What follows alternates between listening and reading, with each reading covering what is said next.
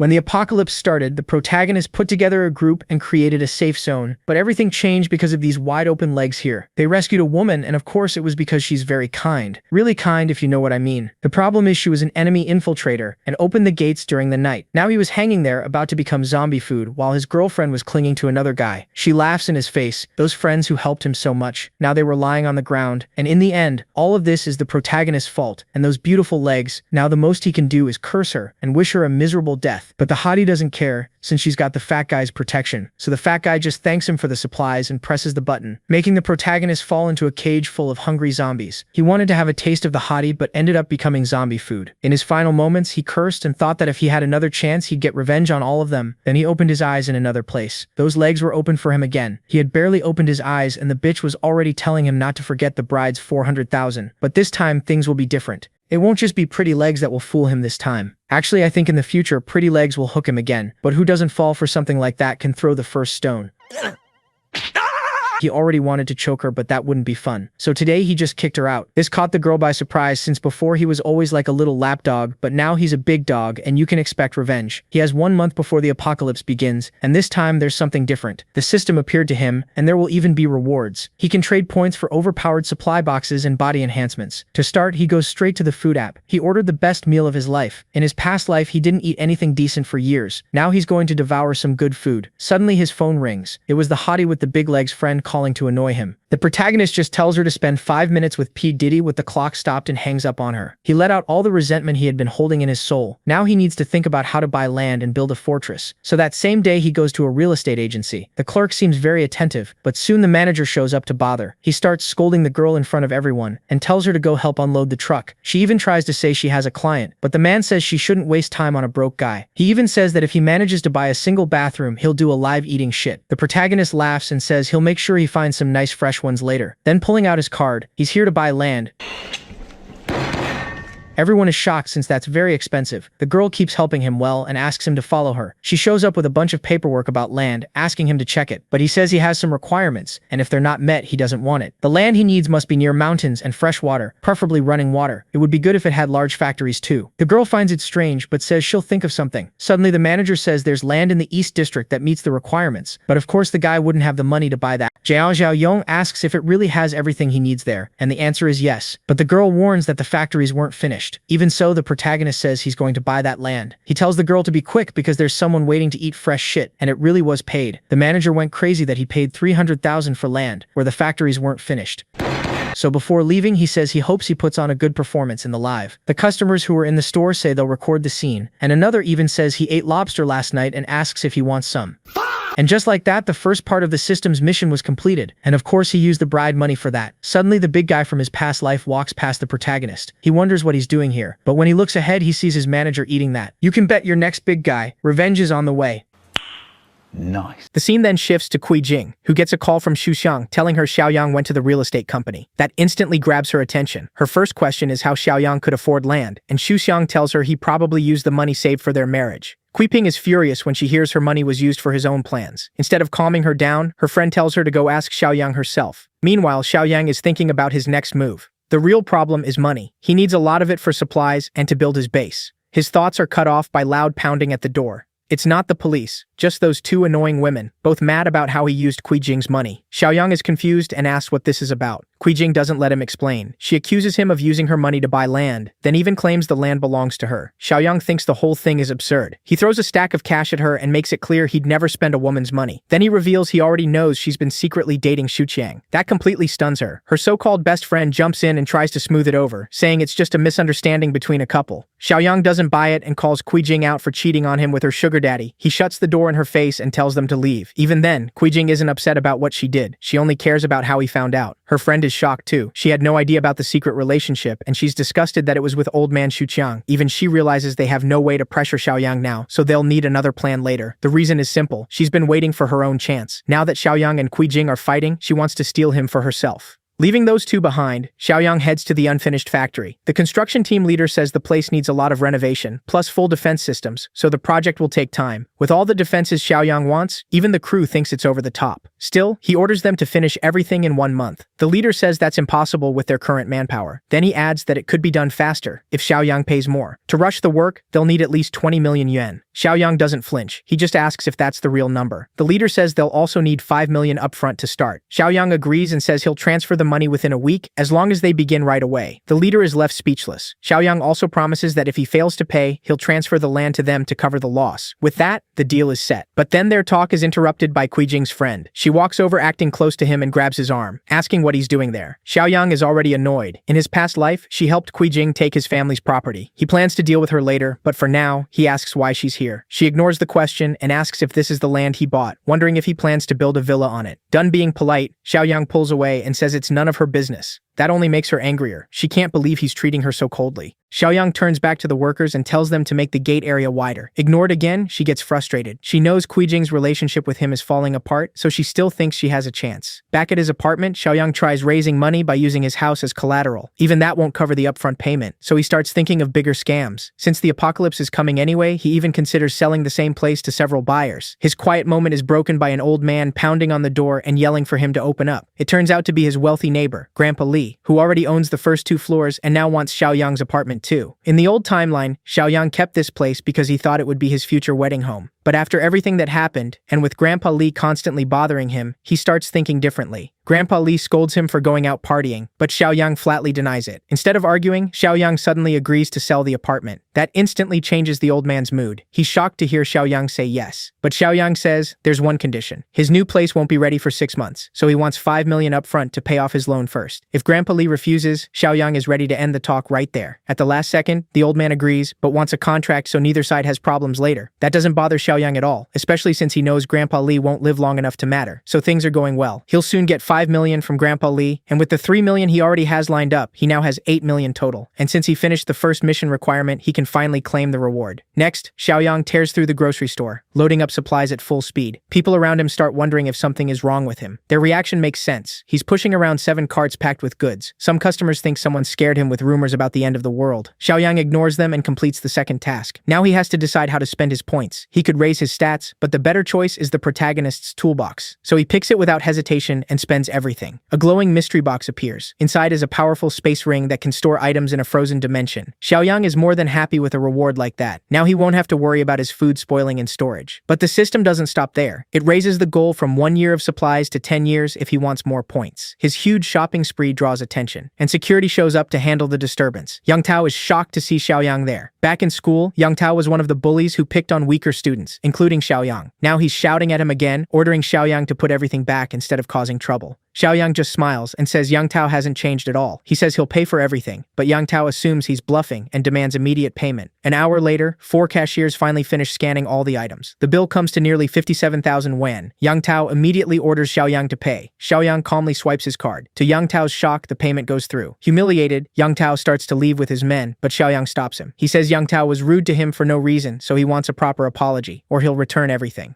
That makes Yang Tao furious. He thinks Xiaoyang is clearly picking a fight. But with cameras everywhere, the other shoppers side with Xiaoyang and pressure Yang Tao to apologize before he ends up viral online. Xiaoyang calmly reminds his old classmate that saying sorry won't kill him. He even says an apology might make him buy 10 times more. Yang Tao thinks that's nonsense, so Xiaoyang decides to prove it by showing his account balance. Then he swipes the card again. Yang Tao is stunned. He can't believe Xiaoyang has 7 million just sitting in his account. With no way to save face, Xiaoyang forces the embarrassed Yang Tao to apologize. The bully finally gives in and lowers his head. To make it worse, Xiaoyang pats his head and tells him not to be rude for no reason. As Yang Tao leaves, he asks why Xiaoyang bought so much stuff. Xiaoyang brushes him off. It's none of his business, and he's working on something big. Now much more respectful, the manager says huge orders like this would need a wholesaler. That gets Xiaoyang's attention, and he asks if Yang Tao knows any. Yang Tao says yes and brings up their old leader, Zhang Shengjie, who now works in wholesale. Yang Tao even calls him about a major client. Xiaoyang is surprised this jerk is still following the same boss even after school, and he wonders how much money they've made together. A little later, Yang Tao brings him to his boss. Then a car speeds up and stops right beside them. Out steps the same arrogant guy from school, Zhang Shengjie. He wants to meet this big client right away, and Yang Tao reminds him Xiaoyang was their old classmate. But so much time has passed that Shengjie doesn't remember him. After staring at him for a moment, he finally figures it out. It's the kid who always stood up to their group and never followed orders. Shengjie tries to mock Xiaoyang's clothes as fake, and Xiaoyang plays dumb about the brand. That reaction makes Zhang Shengjie think he came for nothing. This kid can't be a real big client. He literally kicks Yang Tao and claims he can tell who's rich just by looking at them. Xiaoyang mocks him back, saying his aura is too weak to scare anybody. Provoked, Zhang Shengjie grabs him by the clothes. Xiaoyang doesn't flinch and repeats himself. Funny enough, Shengjie only gets mad mad about being called dumb. He completely ignores the part about acting superior. Yang Tao jumps in to calm things down, but gets kicked again for interrupting. Still furious, Zhang Shengji warns Xiaoyang he won't leave in one piece unless he buys a huge amount of goods from him. Xiaoyang stays calm and shows him his bank balance. The boss is stunned. Xiaoyang is ready to spend 1 million on the spot and says that's only the deposit. The full order will be 5 million. Now interested, Zhang Shengji asks what kind of goods he wants. Xiaoyang says anything people can eat or drink. Even with a huge customer in front of him, the greedy boss starts thinking about dumping nearly expired food on him. At the warehouse, Zhang Shengji shows him the stock and offers 10% off if he takes everything there. But Xiaoyang only cares about quality. He checks one bag and quickly exposes the problem. Most of the goods are close to expiring. Zhang Shengji didn't expect Xiaoyang to know this business so well, so he raises the offer to 50% off for the whole pile. Xiaoyang refuses again. If he's spending 5 million, he wants top quality goods. Still, he does say he has a use for the expired stock, which confuses the boss.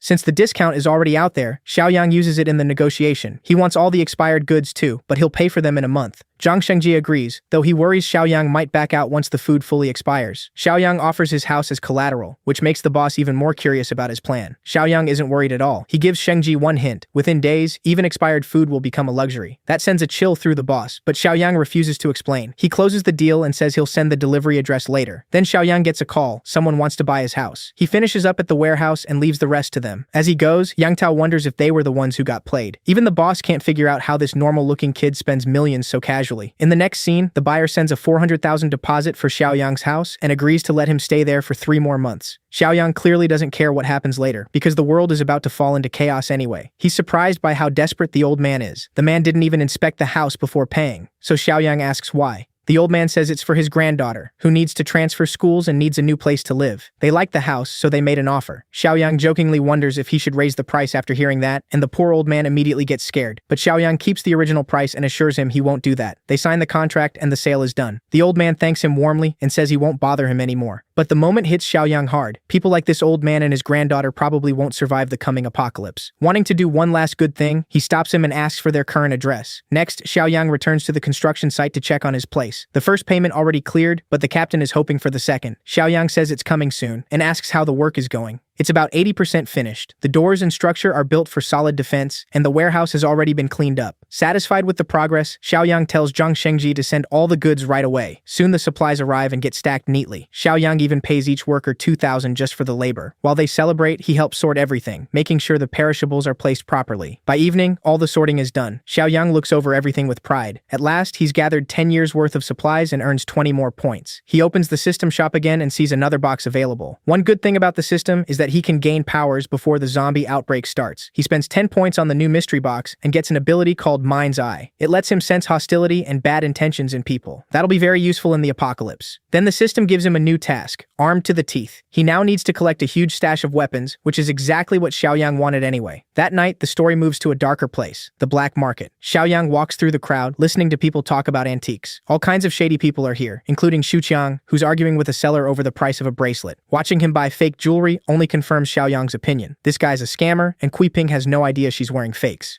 While looking around, Xiaoyang finally spots something useful. He stops at a stall selling melee weapons and asks for the real good stuff. The seller suggests a knife sharpener or maybe a baton if he wants something blunt. Xiaoyang says he needs something even tougher than that. The shop owner assumes he's not serious until Xiaoyang transfers 200,000 straight into his account, proving he's here to buy. Now interested, the seller tells him to keep watching the stall while they go talk in private. In the storage room, the man shows him some homemade guns for 2,000 yuan each, but they're too weak to really kill anything. Xiaoyang rejects them. He needs weapons for zombies, not toys. The seller then shows him a replica revolver worth around 5,000 yuan. Again, Xiaoyang isn't impressed, especially after already paying 200,000 up front. That advance shocks the seller because Xiaoyang says the 200 grand is just 10% of what he plans to spend. He's ready to drop a full 2 million on weapons. That insane number leaves the seller wondering what kind of life this kid lives. Xiaoyang tells him to stop wasting time and keep going. Ready to show the real goods? The man carefully seals up his place to make sure nobody is watching. He tells Xiaoyang he came to the right person, because he can connect him with a supplier for top-quality weapons. The real deal will happen in a couple of days. When Xiaoyang leaves the storage room, he runs into Shuxiang again. The guy figures Xiaoyang must have sold a bunch of stuff on the black market to start living well. Xiaoyang ignores the bait and decides to test his new skill on this fool. Using Mind's Eye, he checks the seller first and sees no bad intent. Shuxiang, though, is full of it. So Xiaoyang fires back, saying Kuijing matches those fake bracelets. Both are worth the cheap junk he bought. That one line instantly sets Shuxiang off. When the seller asks if they know each other, Xiaoyang says it's better to call him an enemy. Now that they're doing business, the seller sides with Xiaoyang and offers to rough the old creep up for bothering him. Xiaoyang leaves pleased, while Shuxiang is almost in tears as a group of tough men walk toward him with a baton. They throw him to the ground and beat him until he's covered in bruises. That only makes him hate Xiaoyang more, and he swears revenge. 2 days later, a truckload of weapons arrives for Xiaoyang, finishing the mission and giving him a bonus reward too, a physical enhancement potion. It has a X2 effect, so it's better than the one sold in the store. Not wasting a second, he loads the syringe and injects himself. Right after, he sees his strength pass the average man's 5 points. He's now at 7, a 40% boost in power. Then he checks the store, which only offers a survival kit and another physical enhancement potion. Wanting even more strength, he buys the potion and injects it too. Now Xiaoyang reaches 8 strength points, giving him 60% more power than an average man. To test it, he grabs a hardened rod. Xiaoyang kicks it hard enough to bend it and crack the nearby wall. With power like this, zombies are in trouble. After that, he stores all his weapons in the spatial ring, pulling every crate into the space inside. Looking over his situation, Xiaoyang knows the apocalypse starts in 2 days. He needs to handle any loose ends now, which makes him think of the old man he met. Even after being betrayed in the old timeline, Xiaoyang still wants to help people when he can, so he plans to give that family enough supplies to survive. After that, it's up to them. Soon, Xiaoyang reaches the old man's home. It took some effort to find the place, and climbing the stairs tells him just how hard the old man's life must be. As he stands at the door, he decides to unload the supplies first to make things easier. The ring brings out the food and crates outside, and then he knocks.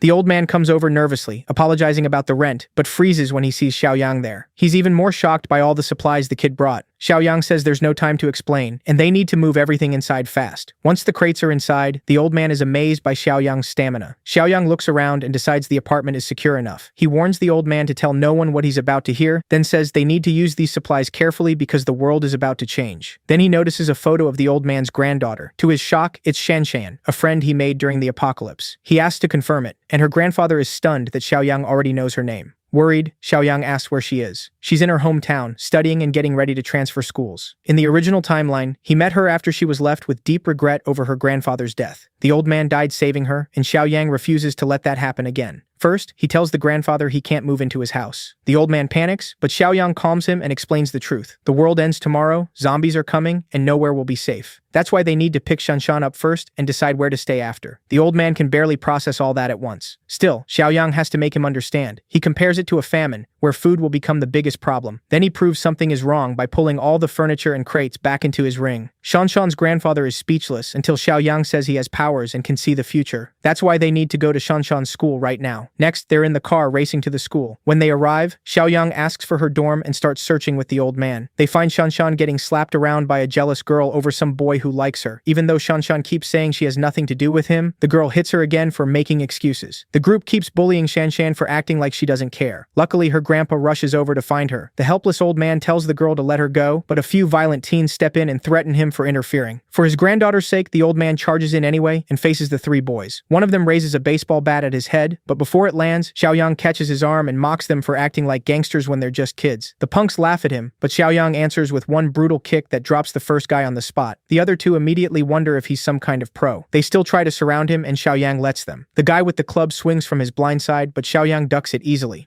With his boosted body, his reactions are on another level. He grabs the attacker's collar and slams him into the ground, knocking him out cold. The leader then tries to sneak in with a knife, but Xiaoyang turns with him and drives a hard kick just under his thigh. The pain is so bad the guy goes down instantly. Just like that, Xiaoyang puts the last idiot to sleep. Then he walks over to the girl who bullied Shanshan. One hard slap tells her the fight is over. She can barely process what happened. Xiaoyang grabs the other girl and yanks her hair, then presses a blade to her neck, making her tear up in fear. A quick swing follows, and she screams. For a second, even Shanshan thinks he just killed her. But no, he only chopped off her hair. She screams that she'll never forgive him, but Xiaoyang couldn't care less and says he did her a favor by taking off the extra weight. He even tells her she'll understand in a few days. Then he tells Shanshan they're leaving. She doesn't know where they're going, but follows anyway. Soon they're driving to a new place. Her grandpa explains what's happening, calling it a famine-type disaster. Shanshan is doubtful and thinks he got tricked by another scam. He insists it's real. Watching them bicker like this makes Xiaoyang smile. He's glad she's still happy in this life. Xiaoyang tells her he was the one who warned her grandpa.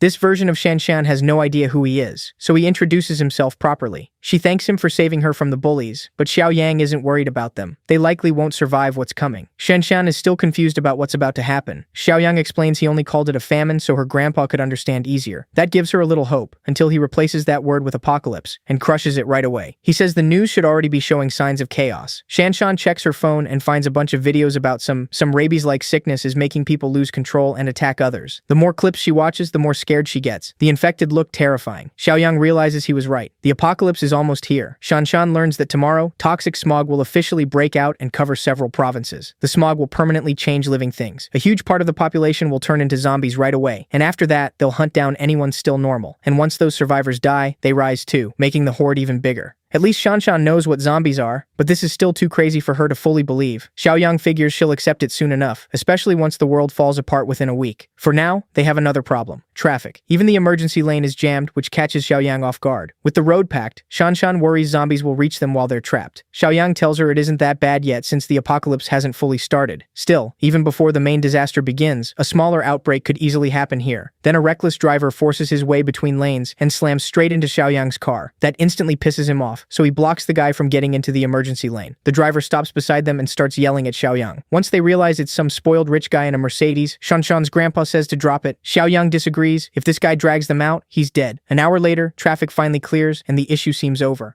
But Shanshan spots that same driver racing up again, trying to cut in. Even Xiaoyang is shocked by how stubborn this guy is. The idiot rushes ahead just to taunt them. Shanshan's grandpa says it's too dangerous and tells Xiaoyang not to sink to his level. But Xiaoyang no longer cares about people like this, especially with the apocalypse about to wipe away any rules. So he rams the man's car, sending it spinning into the roadside. The spoiled driver stumbles out of the car and instantly calls traffic police, trying to get Xiaoyang arrested. He's the kind of person who never lets a grudge go. In the next scene, the group returns to the facility Xiaoyang has been preparing. Even Shanshan's grandpa is stunned they'll be living here now. Xiaoyang tells them their lives will change forever starting tomorrow, so they should rest while they can. The next day, our boy is relaxing in the sun when Shanshan joins him. For once, she actually slept well after all her classes. Xiaoyang is eager to show her the fortress he built. As he walks her through it, he explains the concrete walls and the remote gate, strong enough that nobody's getting through. He lays down one hard rule: no one enters the fortress without his permission. That makes Shanshan worry about future survivors. Does this mean he'll just leave them outside to die? To answer that, he brings them somewhere else, explaining that disasters bring out people's worst side. Because of that, they have to be careful around others. If they're too kind, it could get them killed. He says he already set up a buffer zone, a temporary shelter for survivors while he's away. Still, he warns them again: never let anyone into the main fortress. After that, he takes them to the food storage area and explains how they'll manage supplies. Once inside the warehouse, he gives them one last check. Using his eye of insight, he reads their intentions. Seeing clear trust from both of them, he's glad they mean well. Next, Xiaoyang summons some weapons and says these will be vital for survival. Grandpa gets a shotgun while Shanshan receives a strong crossbow. He gives them one main warning: never let these weapons fall into someone else's hands. Now back to the system mission. Xiaoyang needs to find his old partner Zhang Qi, also a friend from the original timeline. The hard part is figuring out where he is. Luckily, the system gives him the exact city Zhang Qi is in. He leaves Shanshan and her grandpa in charge and reminds them not to break his rules. Then he heads out to recruit another member for the fortress before the apocalypse fully starts. The scene shifts to a KTV spot, where a group of friends is hanging out and singing karaoke. After a while, they head to the bathroom. There, Zhangqi accidentally bumps into a pretty girl and quickly apologizes. Her boyfriend doesn't care and kicks him anyway. Zhangqi goes flying back and hits the floor, while his friend rushes over to check on him. Four Eyes steps up and squares off with the thug who hit Zhangqi, which only makes the guy madder. He grabs Zhangqi's friend and starts messing with him. Zhangqi begs him to stop and let his friend go. A waiter sees all this happening. He's already sick with a cold, and now this fight breaks out too. He quickly jumps in to stop it. The annoying rich punk acts tough and grabs the waiter too, but the waiter signals the two kids to run.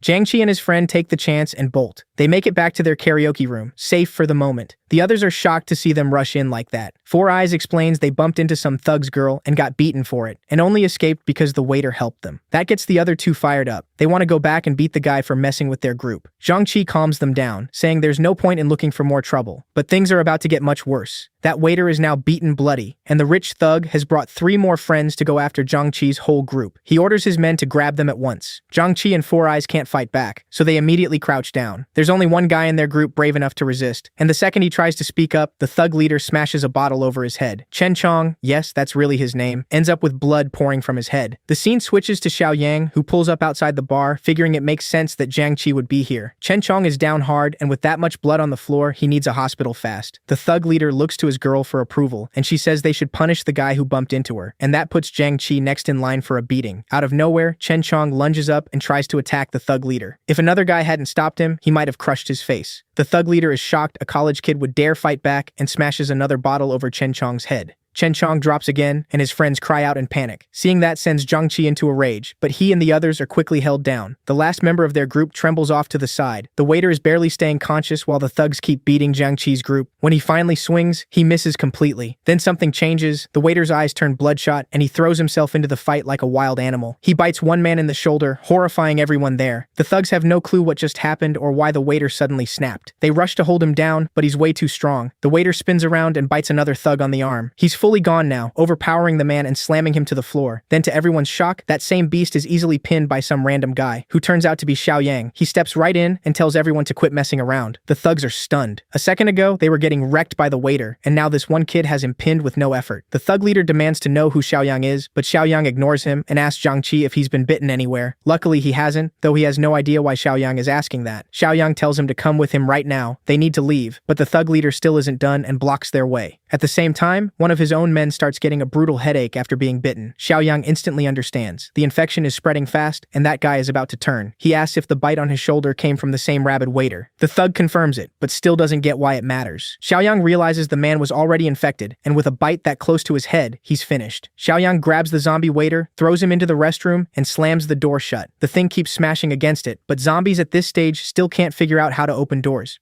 Then Xiao Yang turns back to the thugs. Xiao Yang gets ready to throw down and asks Jiang Qi which one he should hit first. The funny part is Jiang Qi doesn't even know who Xiao Yang is, so he's totally lost. Mad at the kid's attitude, the thug leader charges in to shut him up. Xiao Yang embarrasses him in one move by grabbing his face, then slamming his head into the floor. The infected lackey rushes in next, but Xiao Yang drops him with one hard hit to the face. The guy collapses, and his friend is shocked. One punch shouldn't have done that. Then the fallen thug starts twisting in pain. Xiao Yang tells the rest to come try him too if they need a lesson. Then he turns to Jiang Qi and orders him to take his friends to the private room and wait outside. Jiang Qi doesn't argue and helps his injured friend out. The thug leader and the others stop acting tough once they realize they can't win. But Xiao Yang isn't letting them walk away that easily. He calls the leader a drunken idiot who almost got his brother killed and decides to repay the favor. He shoves the thug inside and locks the door behind him. The thug leader pounds on it, but it's useless. The door's locked from outside. His infected lackey has already turned into a zombie and jumps at the closest target. A moment later, Xiao Yang hears them screaming as they're torn apart. When a staff member comes over, Xiao Yang tells him to secure the door and call the police, saying there's a dangerous rabid flu patient inside. The worker freezes for a second until Xiao Yang yells at him to do it now, so he quickly locks it with a key. After that, Xiao Yang helps Jiang Qi's group get outside. Meanwhile, the staff worry about the noise from the room and repeat what they heard, that there may be a rabid flu patient inside, though nobody knows for sure. Once they hear that, they rush to the security cameras. But the second they see the footage, their faces turn pale. Everyone in that room has become a flesh-eating monster, ripping each other apart, so the staff call the police right away. Luckily, Xiao Yang and the others make it out of the karaoke bar alive. He gets them into the car, and they drive off fast. Jiang Qi is thankful, but he still has no idea who this guy is. Xiao Yang finally introduces himself and says a client hired him to protect them, but he can't reveal who. One of them questions the rabid flu, saying the internet says it isn't real. Xiao Yang reminds them what they just saw and asks if that looked fake too. Four Eyes nervously asks if there's a cure. Xiao Yang says no, and from here things are only going to get worse until the world falls into chaos. Zombie attacks have already started. The infection is spreading fast, though for now it's still a local outbreak. Most infected people are still incubating and will turn soon, so if Jiang Qi and his friends want to survive, they need to follow Xiao Yang exactly. They all agree. Right then, Xiao Yang gets a mission complete message that unlocks new store items, including some supplies he'll need later.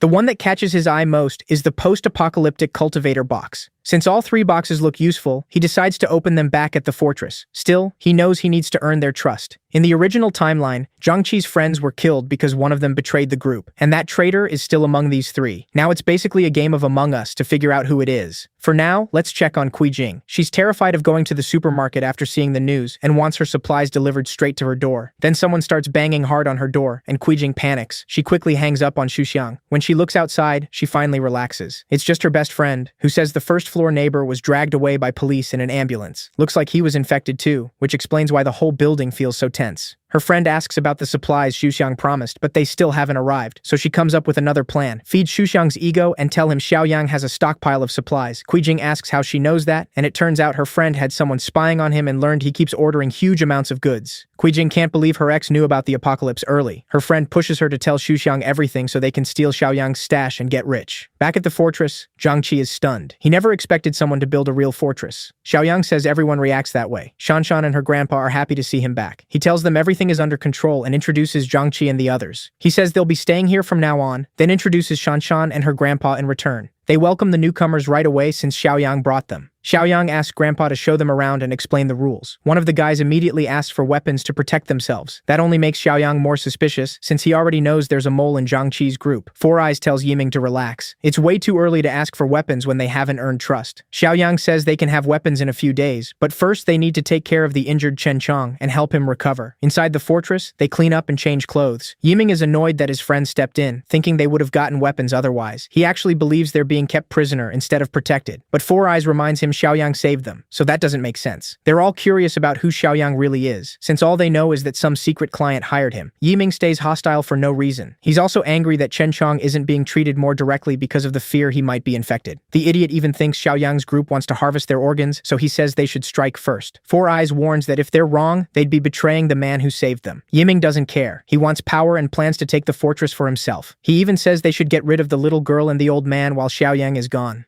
Zhang Qi and the other friends stare at him like he's crazy. Realizing that, Yiming quickly laughs it off and says he was just joking, which eases the tension a little. Four Eyes points out again that if Xiaoyang wanted their organs, he wouldn't let them move around so freely. But Yiming is still planning to act alone. He wants the fortress, and thinks being ruthless will help him take it. Later, Xiaoyang meets with Shanshan and her grandpa, who tell him Chen Chong is resting in the infirmary, and everything has been locked down like he ordered. Pleased, Xiaoyang thanks them and tells them to rest while they can, because tomorrow will bring even more trouble. He also warns them to watch Zhang Qi's other two friends closely, since he suspects one may betray them. That night, Xiaoyang goes to the supply warehouse. He opens the system store again and starts with the cultivator box. Then he buys the sugar, oil, and protein supply box, and finally the armed deterrence box. Opening all three gives him 50 corn seeds, a pile of food, and 1,500 rounds of ammo for later. The haul is amazing and gives him a huge edge for what's coming. The next day, more trouble shows up. That rich jerk who swore revenge comes back with his crew to tear the place down. He tells his men to break the gate, but no matter how hard they try, they can't even damage it. Their boss is furious that the gate is that strong, so they pull out heavier stuff and switch to Molotov cocktails, throwing them inside. The fire spreads fast. Shanshan and the others rush to put it out. That only makes her trust Xiaoyang's warning even more. Things really are getting worse. But Xiaoyang never backs down. He grabs a rifle to deal with whoever came for them and heads to the watchtower to see who's outside. Shanshan's grandpa is the first to notice it's the same rich jerk from the highway. The men outside also notice people up in the watchtower. The snob yells for Xiaoyang to come out or he'll burn the whole place down. Staying calm, Xiaoyang tells them they have 5 minutes to leave. That only makes them madder, and they threaten to torch the fortress with 2 crates of Molotovs. Just then, the system gives Xiaoyang a new mission. Grandpa panics and suggests a warning shot. The mission is simple. Wipe out the group attacking the fortress. Xiaoyang knows a warning shot won't stop men like this. They're criminals with no care for anyone else. He takes aim, knowing he can't let them keep threatening innocent people. Then Xiaoyang pulls the trigger. The bullet tears a man's arm apart and he drops, screaming in pain. Xiaoyang had aimed for the head, but he's rusty with guns and still adjusting. Even so, blowing off the man's arm is enough to break their nerve, and they start running. Xiaoyang knows if he lets them go, they'll just come back tomorrow. So he opens fire and kills them all. A few who make it to the car shove their boss inside, while he screams at the driver to floor it. They try to escape in the car, but Xiaoyang sprays it down with his rifle. The way he handles the weapon makes the old man wonder who this kid really is. It ends badly for the attackers. The car is wrecked, and every one of them is dead. After that, Xiaoyang tells Shanshan's grandpa to have the others clean up. But then he changes his mind. Since the apocalypse is just starting, he decides to leave the bodies outside. Once they turn, they can be used for zombie practice. What Xiaoyang doesn't know is that Xuxiang is also on the way, with Kuijing and her bestie. Kuijing is already annoyed by how her friend keeps flirting with the fat guy. Soon they arrive at the factory. Kuijing wants her friend to come with her, but she suddenly gets nervous and refuses. Kuijing says she has to come, otherwise they won't know which factory belongs to Xiaoyang. When she still refuses, Kuijing drags her out anyway. The two girls head toward the gate, while Xuxiang tells his men to get ready. Once he gets the signal, he'll drive in, and the others will move too. As they walk up, the shady bestie asks why she was forced to come. Kuijing says they're too much alike for her to trust her. The girl claims she's only acting flirty so they can trick Xiaoyang more more easily. Then they spot a bunch of bodies on the ground and instantly realize a gunfight happened here. Both freeze in fear and think about turning back, but then figure these people probably came for Xiaoyang's supplies too. That makes them wonder if Xiaoyang died in the shootout. They don't really care, as long as the supplies are still there. They think about calling Xu Xiang in, but Jing decides they should sneak in first. So the girls approach the main gate, only to find it way too thick and sealed tight to enter. Now they start wondering if Xiaoyang survived. From the tower, Shanshan calls down and asks what they want. The two immediately pretend they're Xiaoyang's friends. Shanshan quickly reports this to Xiaoyang, which makes Jing even more annoyed, thinking he's gotten close to another girl. Her friend tells her to stay focused. They're dealing with armed people. Jing still trusts Xu Xiang to handle them since he brought guns too. The real problem is getting through the gate. Xiaoyang comes over himself and wonders why Jing and Wen Shuya are here. He immediately uses Eye of Insight to read their intentions. They act sweet and worried, but he can tell they're hiding bad intentions and don't trust him at all. Xiaoyang laughs at the act, then openly reveals that he knows Xu Xiang and his men are hiding nearby too. Both women are stunned and have no idea how he found out. He doesn't play along and fires a warning shot. Jing and Wen Shuya are shocked he's really going this far. Wen Shuya keeps calm and tells Jing not to panic. They're facing a man with a gun, but Xiaoyang has no plan to kill them quickly. That would be too easy. Suddenly, one of the corpses rises as a zombie, and then the others start changing too. The same rabid flu from the news is bringing the dead back. For Xiaoyang, this is the perfect moment. He wants those two to face a worse end at the hands of zombies. Jing and Wen Shuya take off running from the monsters chasing them. They rush back towards Xu Xiang, who still doesn't know what's happening. Then he sees the zombies charging after them. The two women nearly break down, begging the fat man to save them. Xu Xiang never expected to run into infected people out here. He instantly changes plans and orders his men to retreat. He doesn't even try to save the women. Jing refuses to die like this. The scheming woman throws her purse at her own best friend, making Wen Shuya stumble and crash to the ground. With no way out, Wen Shuya is swarmed by the zombies. They rip into her and start feeding. As she's being eaten alive, Wen Shuya curses Jing and says she'll die just as horribly one day. Jing keeps running, convinced she did what she had to do. Watching it all, Xiaoyang earns system points for removing another threat, while Shanshan is horrified. He also gets a new mission, to kill the zombies still wandering near the base. Shanshan can't believe the infection is strong enough to bring the dead back. With that, the apocalypse has truly begun. Xiaoyang tells her more mutations are coming, and infected people can turn even after they die. Knowing everyone needs to hear this, he calls an emergency meeting. In the next scene, the group sits down to plan. Xiaoyang tells everyone to stay alert and seal the place completely. Their bodies need time to adjust to the infection source. If they adapt well, the risk of sudden mutation drops. Even so, Jiangqi is deeply worried about his injured friend. Chen Chong is still in the infirmary, and the infection is slowly getting worse. Outside, the city is falling into chaos. Then the story shifts to Jiang Xingje, who tells his family to stay home while he goes to the warehouse for supplies. He warns them not to open the door for anyone. But right then, someone starts pounding on the door. He signals his family to stay quiet and walks over with a golf club, ready to smash any infected person who gets in. When he sees it's only Yang Tao, he drops his guard. That turns out to be a huge mistake, because Yang Tao brought others with him to beat his boss down. They kick him to the floor while he yells for them to stop. After years of being treated well, Yang Tao still betrays him. Yang Tao snaps back that he was never treated well, he was humiliated and ordered around. Jiang Xingje reminds him he even paid a house down payment for him. But Yang Tao says that means nothing to a rich man who can buy several houses. What he wants now are the warehouse keys. Jiang Xingje refuses, so Yang Tao turns on his family. He grabs the wife by the hair, and their little boy screams at him to let her go. The child can't do much, and Yang Tao slaps him hard anyway. Jiang Xingje roars at him for hurting his wife and son. Yang Tao coldly says they won't get hurt if he cooperates. Next, they force him back to the warehouse. He unlocks it, and they go inside. But Yang Tao is furious to find almost nothing left. The boss explains that Xiaoyang recently bought nearly everything, even the expired food. Hearing Xiaoyang's name, Yang Tao gets an idea. If they rob him instead, they'll have enough supplies for years. Even the boss knows that's a terrible idea. From his last run-in with Xiaoyang, he can tell the guy isn't easy to mess with. He even suspects Xiaoyang knew about the apocalypse before it started and got ready early. Yang Tao doesn't want to risk himself, so he forces his old boss to handle it. Jiang Xingje is confused until Yang Tao threatens his family. If he can't get Xiaoyang's supplies, his wife and son will suffer for it. For him, it's a hopeless mess. Back at the fortress, Jiang Qi's friend is in bad shape. He's become like a beast, with no reason left. The group watches in despair as their friend is reduced to this state.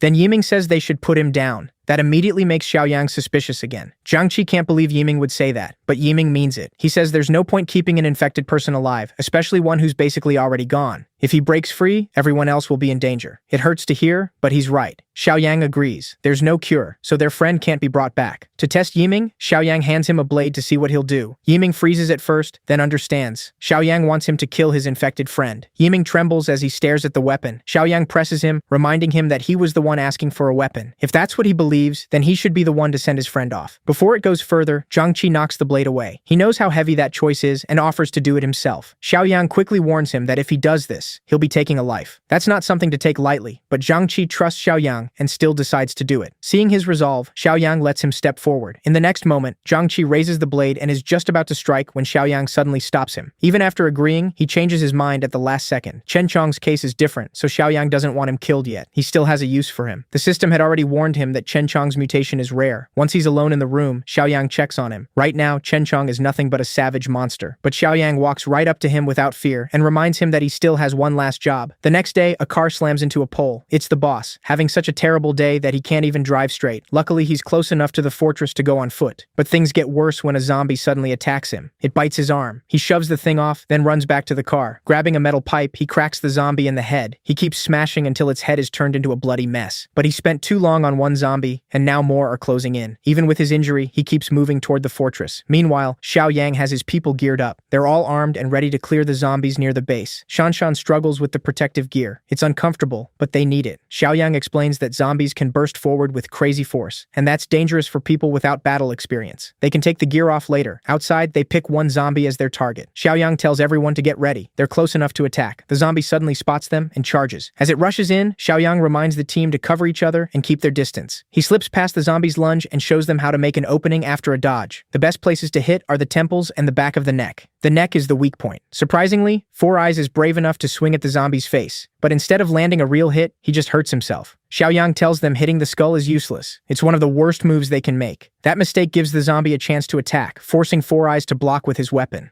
The creature keeps pressing him while he shakes and calls for help. Still, Xiaoyang is impressed that he managed to defend himself. Then Zhang Qi charges in and goes for the neck. He hits the weak spot perfectly, opening the way for the others to swarm in and finish it. Xiaoyang reminds them that repeated strikes are key to making sure a zombie stays down. Zhang Qi turns and asks how they did, but Xiaoyang says they should already know. Then another zombie rushes him from a blind spot. Zhang Qi yells to warn him. The zombie is only inches from his shoulder when Xiaoyang spins around and grabs it by the head. Without a hint of fear, he turns it into another lesson. Always watch your surroundings. The others are stunned by his speed and reflexes. Now let's check on the boss. He's regretting everything when he sees several vehicles parked outside the fortress. For a second, he wonders if someone else already killed Xiaoyang. Then he hears people talking nearby. He recognizes Xiaoyang's voice and moves closer to look. Hiding behind a car, he stares in shock. Xiaoyang and his team are taking down zombies with ease. What he doesn't notice is Wen Shuya's zombie body crawling out from under the car and grabbing his leg. She pulls him down hard. With no way to defend himself, the boss braces for death as the zombie lunges at him. But just before she can kill him, her head explodes. Xiaoyang got there just in time and saved him. The boss pushes the body aside while Xiaoyang asks why he's here. The boss starts to explain, but before he can finish, Xiaoyang sees the bite on his arm. He points his gun at him and says he's already done for. The boss begs him to listen before pulling the trigger. Xiaoyang agrees to hear him out but keeps his distance. Even the boss knows there's no saving him now. It's only a matter of time before he turns. But he doesn't want his family to die the same way. He explains that Yang Tao attacked them and is holding them hostage to get Xiaoyang's supplies. He's done plenty of bad things in his life, but nothing like what Yang Tao is doing now. His family is innocent, and he knows Yang Tao won't spare them, so he begs Xiaoyang to save them. Xiaoyang is conflicted. He knows Zhang Shengji is selfish, but the man did help deliver the supplies. On top of that, his group has more men than women, so saving that family could help balance things out. He's even more willing when the system gives him a mission to protect the boss's family for 25 points. He also still has his current mission to wipe out the undead around the base, so Xiaoyang agrees to protect the boss's family. Hearing that, Zhang Shengji drops to the ground, overwhelmed with gratitude. But now the time has come. The boss knows he'll turn soon, and he doesn't want to die like a normal man. Understanding that, Xiaoyang tells Shanshan to bring a bike from storage. She doesn't get why, but she does it. Then Xiaoyang tells the boss to get away from everyone and isolate himself somewhere no one can reach him. He doesn't explain much, but says it's the best move before the infection takes over. The boss accepts and thanks him again. In the next scene, Zhang Shengji rides off on the bike. He's slowly turning, and his last thoughts are of his family. After he leaves, Xiaoyang looks over the pile of dead zombies. He pours gasoline on the bodies and burns them all to ash. Their training session is officially over. Xiaoyang is now sure the team can handle scattered zombies if they work together. But with their current level, they still can't face even a small horde. That will take more time.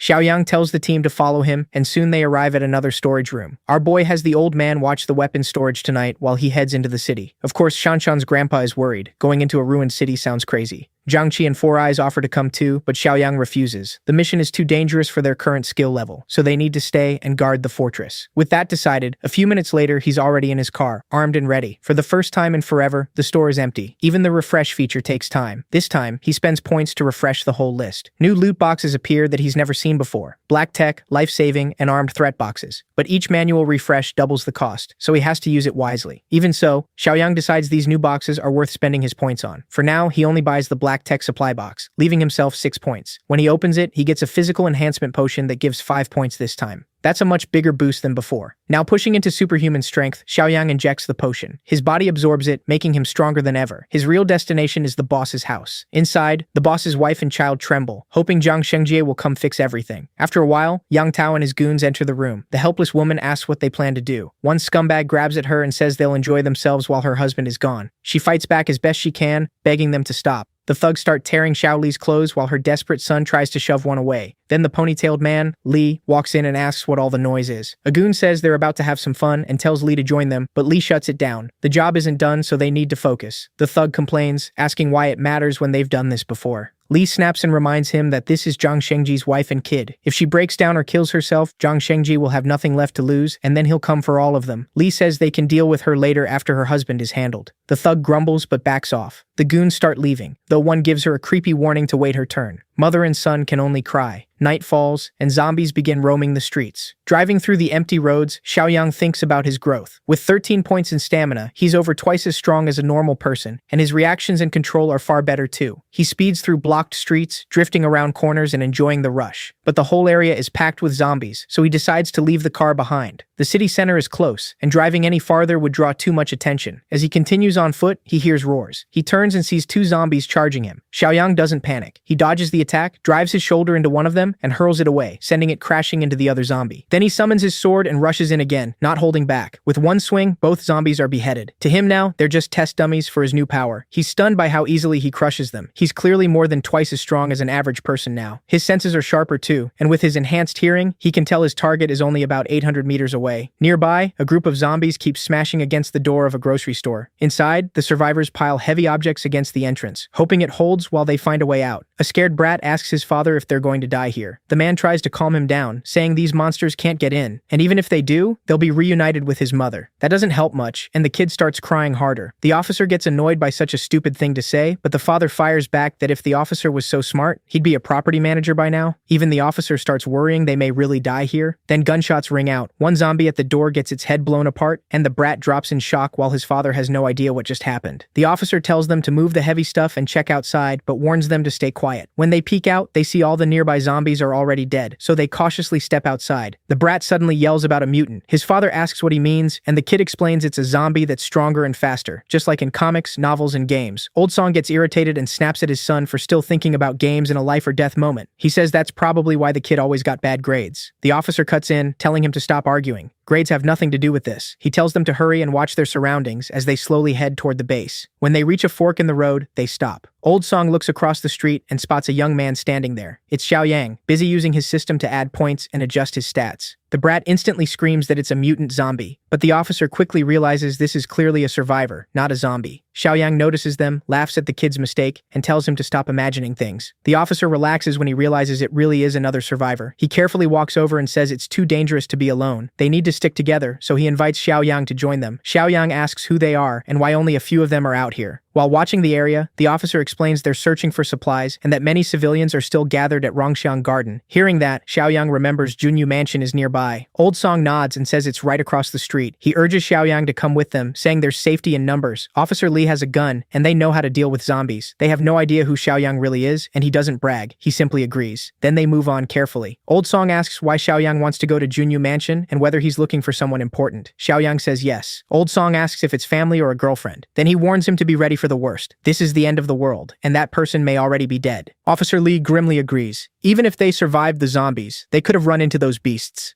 That catches Xiaoyang's attention, and he asks what he means. Officer Li says a gang of thugs is hiding in the Buyu Mountain Villa area in the east. To survive, they prey on other survivors, and his group already lost many people to them. He doesn't want to say more and reminds everyone to stay careful around other survivors too. Suddenly, the brat yells for the officer to watch out. Officer Li turns and sees a zombie lunging at him. He quickly drops it with a few precise shots. After the close call, Officer Li pants hard, shaken because he thought he was dead, but the gunfire has already drawn more zombies. The officer starts to panic, then spots an abandoned bus. Everyone runs for it. Xiaoyang smiles at their choice. Running running blindly could pull in even more zombies, but a bus makes a solid defensive shelter. The problem is obvious too. If it falls, there's nowhere to retreat. He gives the plan a mental score of 70. The others climb into the bus, and Officer Lee tells Xiaoyang to hurry. Xiaoyang leaps inside, and Officer Lee slams the door shut behind him. He warns everyone to check the seats for hidden zombies, but the brat shouts that the zombies are still coming. Officer Lee grits his teeth as he realizes they escaped fast, but not fast enough. The zombies start slamming against the bus, trying to force their way in. More gather every second, and the officer struggles to hold the door closed. Then Zhang reaches out and slams the door shut with such force that the zombies are thrown back and the entrance seals tight. Officer Lee just stares, shocked by that kind of strength. Zhang Xiaoyang says he'll hold the door shut and tells them to break the windows and fight from there. To everyone's surprise, Officer Lee agrees and puts his trust in Zhang Xiaoyang. They immediately smash the bus windows. The zombies clinging outside get hit in the head by Old Song, while the others back him up. They keep Old Song steady so he doesn't fall out the window. Officer Lee avoids using his gun since he's low on ammo and wants to save it for a real emergency. Then Zhang Xiaoyang pulls out a crossbow and hands it to Officer Lee. The officer is confused, wondering where it even came from, and Zhang casually says he picked it up earlier. With that, Old Song and Officer Lee join the fight, using the crossbow and brute force to clear the zombies. After a hard fight, they wipe them out and finally leave the bus. The brat gets way too confident, convinced they escaped by fate and must be chosen in this apocalypse. Zhang tells everyone to stay sharp and not repeat the same careless mistake. Back at the fort, everyone is hoping Zhang Xiaoyang is safe. That night, Liu Yiming volunteers to stand guard. The glasses guy asks why he's suddenly so eager, and Liu Yiming snaps at him to quit talking nonsense, saying he's always taken his duties seriously. The fatty gets shut down fast and asks why Liu Yiming is so upset over a little joke. Uncle Sheng steps in and says if Liu Yiming is taking watch, everyone else should rest. He tells Liu Yiming to wake them right away if anything happens. As the night grows later, Liu Yiming sits there, thinking about how everyone is probably asleep by now. Then he decides it's time to handle what he planned before Zhang gets back.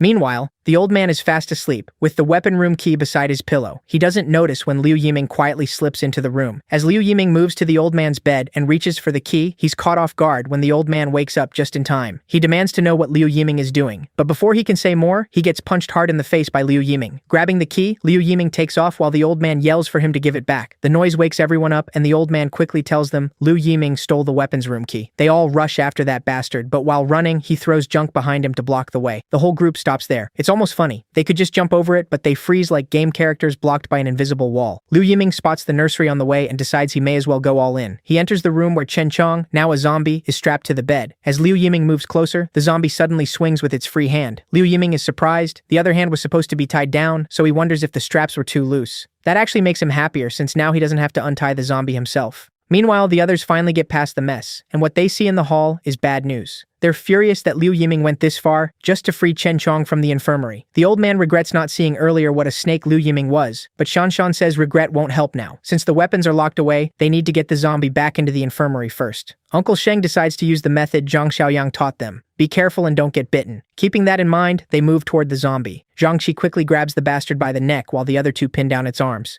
The old man helps the most by pointing to the infirmary and telling them to drag it back. On the count of 3, they shove the zombie back inside and lock the door as tightly as they can. Once it's trapped again, someone says handling the zombie felt easier than expected, and the others agree. But the old man reminds them they wasted too much time, and that brat has probably already gotten the weapons. Right then, Li Yuming appears and mocks the old man for calling him a brat. Worst of all, he now has a gun. He's annoyed the storeroom only had one, but says one is enough to kill them all, then he'll look for the rest. Li Yuming aims the gun and orders them back into the room. Jiang Qi tries to talk him down, reminding him Zhang Xiaoyang saved everyone and gave them a chance to live. But Li Yuming says Zhang always acts superior, and saving them doesn't mean they owe him their lives forever. The old man calls him an ungrateful punk. Inside the infirmary, Chen Chong seems to have plans of his own, and it looks like he's about to join the fight. But before that can happen, the scene shifts to Rongxiang Garden, where Officer Li carefully explains the way to Jinyu Mansion. He warns that the area is confusing and perfect for zombies to hide, so Zhang needs to be careful. He tells Zhang Xiaoyang to come back to Rongxiang Garden after finding the people he's looking for, and says the side gate is safer than the main entrance. Zhang thanks him and says he'll remember that. As Zhang heads out, Old Song offers to go with him since he saved them, but Officer Li says they don't know what's waiting inside Jinyu Mansion. If they run into a zombie horde, they'll all die. Old Song asks why they're letting Zhang walk into that alone. Officer Li says he's warned Zhang all he can. The rest is up to him, though he admits Zhang is clearly capable. Meanwhile, the outside area is packed with zombies. Inside, the thugs holding Zhang Sheng's family hostage are getting irritated that he still hasn't returned. One thug doesn't care and says he's waited long enough. Tonight, he's taking it out on the wife. These idiots are still waiting for a dead man. One of them at least guesses Zhang may already be dead since he went out alone. Another says when they have their fun, they'll tie the woman up so she can't kill herself. Since they don't know how long they've got, they decide to enjoy themselves now. The woman trembles as she hears their plan. Ponytail finally gives them the go-ahead, but warns them not to let anything happen to the woman while they're messing around. Then Ponytail notices something strange outside. All the zombies out there have suddenly dropped dead. He doesn't know why, but we do. Ponytail goes out to check, thinking it might be a rescue team, but the moment he steps outside, his story ends. As he moves forward, a dagger flashes, slashes his throat open, and his head rolls across the ground. Back in the room, the other thugs are ready to take their prize. Grinning, they start undoing their belts. They rip her son away from her and slap her hard when she yells. They toss the boy aside, but the kid still fights back with everything he has. The thugs kick him out, then slam the door and leave him outside. Right then, Ponytail's headless body drops to the floor, and the kid freezes in shock. Then he sees a figure standing at the doorway. There's nothing to fear. It's Zhang Xiaoyang. Zhang asks if Zhang Shengjie is his father. The boy stammers before finally answering. Inside, the thugs are already tearing at the woman's clothes while she struggles to cover herself. One smug thug slaps her again and tells her to scream while they harass her, but she stays silent so her son won't hear. The thug decides he'll go first, then let the others have their turn. Before he can, the door crashes open. One thug thinks the kid kicked it in, but before he can react, his head is sliced clean off. His friend, still clueless, asks why he's just standing there and tells him to kick the brat out, without realizing the guy is already headless. A second later, the body drops, and the others are stunned. They still can't figure out what's happening when Zhang Xiaoyang grabs one of them and slams him hard against the wall. The thug, still messing with his belt, stammers and asks who Zhang is. Zhang doesn't answer. He just kicks him in the face and ends him on the spot. Back at the fort, Li Yuming points his gun at everyone and gives one last warning. Move, or he shoots. The old man tells the others to do what he says and head into the room. Shan Shan refuses, but he insists and says he'll figure something out later. Li Yuming only grins and says there's nothing to figure out. He warns them they haven't seen how ruthless he can be, then decides to start with the old man for talking too much. The two people behind the old man try to calm him down, but in the middle of it, they hear something. The infirmary door lock starts turning, and then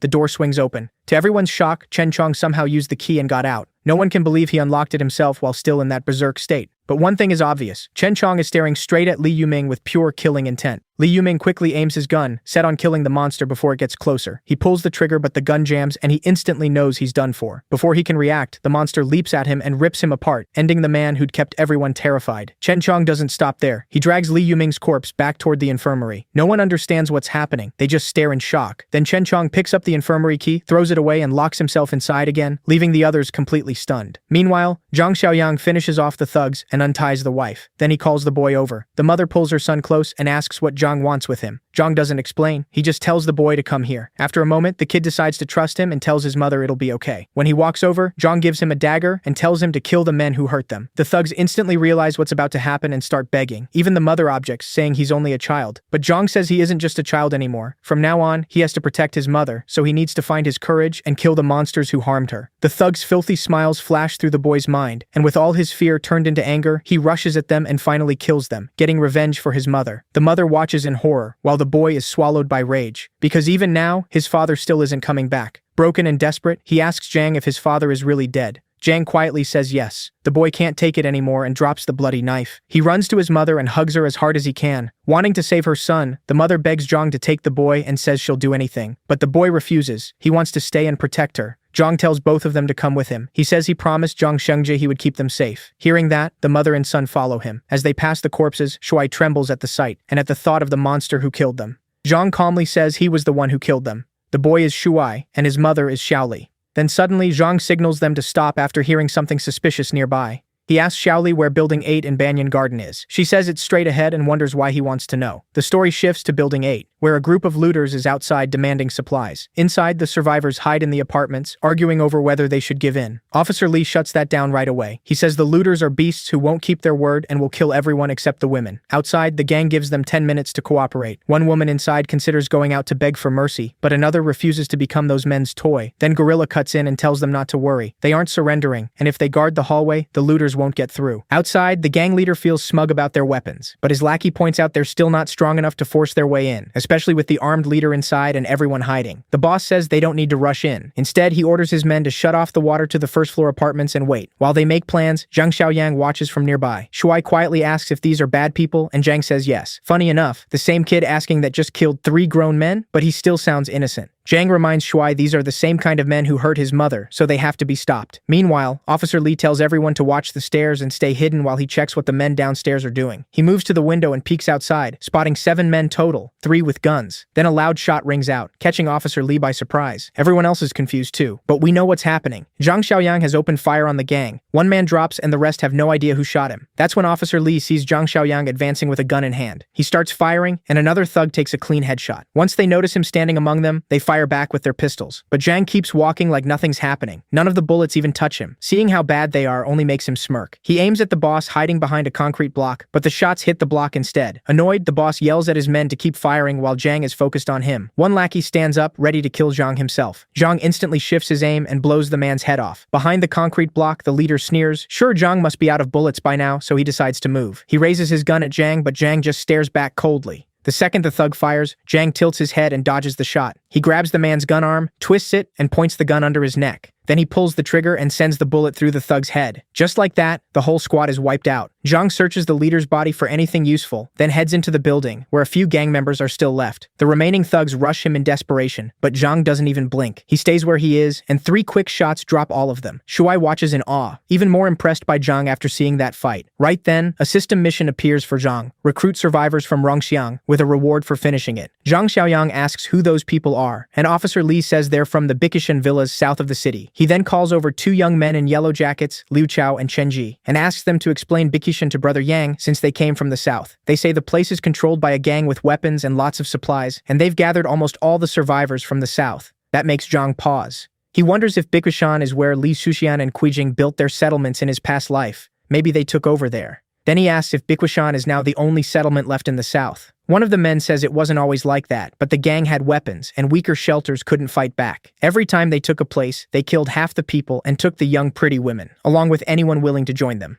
At that point, Zhang Xiaoyang is sure who is behind it. Officer Li hears his confidence and asks what he means. Zhang says the 3 men they just killed all had handguns. He tells them to keep those weapons and check for spare magazines, because there are probably more of them out there. He hands Officer Li his rifle too, along with 5 magazines. Zhang says the Bakuishan gang won't let this slide, but with these guns, 10 men shouldn't be a big problem now. He tells them to hold out for a few days while he reorganizes at home, then he'll come back and deal with that crew. One man is stunned and asks if Zhang really plans to fight Bakuishan. He warns that they have dozens of men, maybe more. Officer Li tries to talk him out of it and suggests finding somewhere else, but Zhang tells him not to worry. He already has a score to settle with Bakuishan. He also says that in a few days, he'll return with a bigger vehicle and move everyone east of the city near Old Tea Leaf City, where he's building a stronghold and needs more hands. With that, Zhang says a quick goodbye, tells them to stay safe, and leaves with Xiaoli and Shuai. The story then shifts to a much darker place, with bodies scattered around. A lone guard stands watch outside. This is Bakuishan. Inside the mansion, the gang leaders are meeting. Wenge, the orange-haired boss, asks why the supplies at Jinyu Entertainment Center still haven't been secured. Xiaoli, the fat man, says he already sent people there, so they should have returned by now, unaware they were already killed. Kaige reminds him that many rich and powerful people live near Jinyu Mansion, so taking those supplies won't be simple. Xiaoli says his men were told to bring back anyone still alive. The boss is furious and blasts Xiaoli for still not finishing a single job properly. Under the pressure, Xiaoli quickly promises this mission will be done right, while Kaige quietly enjoys watching him squirm. After stepping outside, one of Xiaoli's lackeys notices his bad mood and asks what happened. Xiaoli asks if the 7 men he sent out are back. The lackey says he checked an hour ago and found the whole squad dead. Xiaoli is shocked. He can't believe ordinary survivors from Rongxiang Garden killed armed men. Panicking, he orders Tai Ozi to gather everyone who knows how to use a weapon. This time, he can't afford to fail. Meanwhile, Zhang Xiaoyang finally returns to the base. The moment Shanshan hears the car, she knows Brother Yang is back. As Zhang enters the fort, a mission window appears, telling him the mission is complete. Shanshan happily welcomes him back, but Zhang quickly notices Liu Yiming is missing, which confirms his suspicion that the guy was a snake. Everyone is stunned to learn Zhang had been onto Liu Yiming the whole time. He points to Xiaoli and Shuai, tells the others to take them to their rooms, then meet him in the infirmary. Once they're alone, Zhang explains he knew from the start that Liu Yiming had bad intentions. He says he wasn't fully sure it was him, but he knew one of Zhang Qi's friends was trash. Then Zhang Xiaoyang tosses a large gun to Zhang Qi. When Bleachhead catches it and checks the ammo, he realizes the bullets are rubber. The old man immediately asks about Chen Chong in the infirmary. Walking over, Zhang says Chen Chong isn't a normal zombie. He's a rare mutant, something Zhang had already confirmed earlier. He once asked the zombie to blink 3 times, and Chen Chong actually did it. Zhang explains that after the apocalypse, people infected by otherworldly sources have a tiny chance of becoming rare mutants. They're much smarter than normal zombies, can have huge potential, and may even keep bits of their old memories. Chen Chong is rare even among them.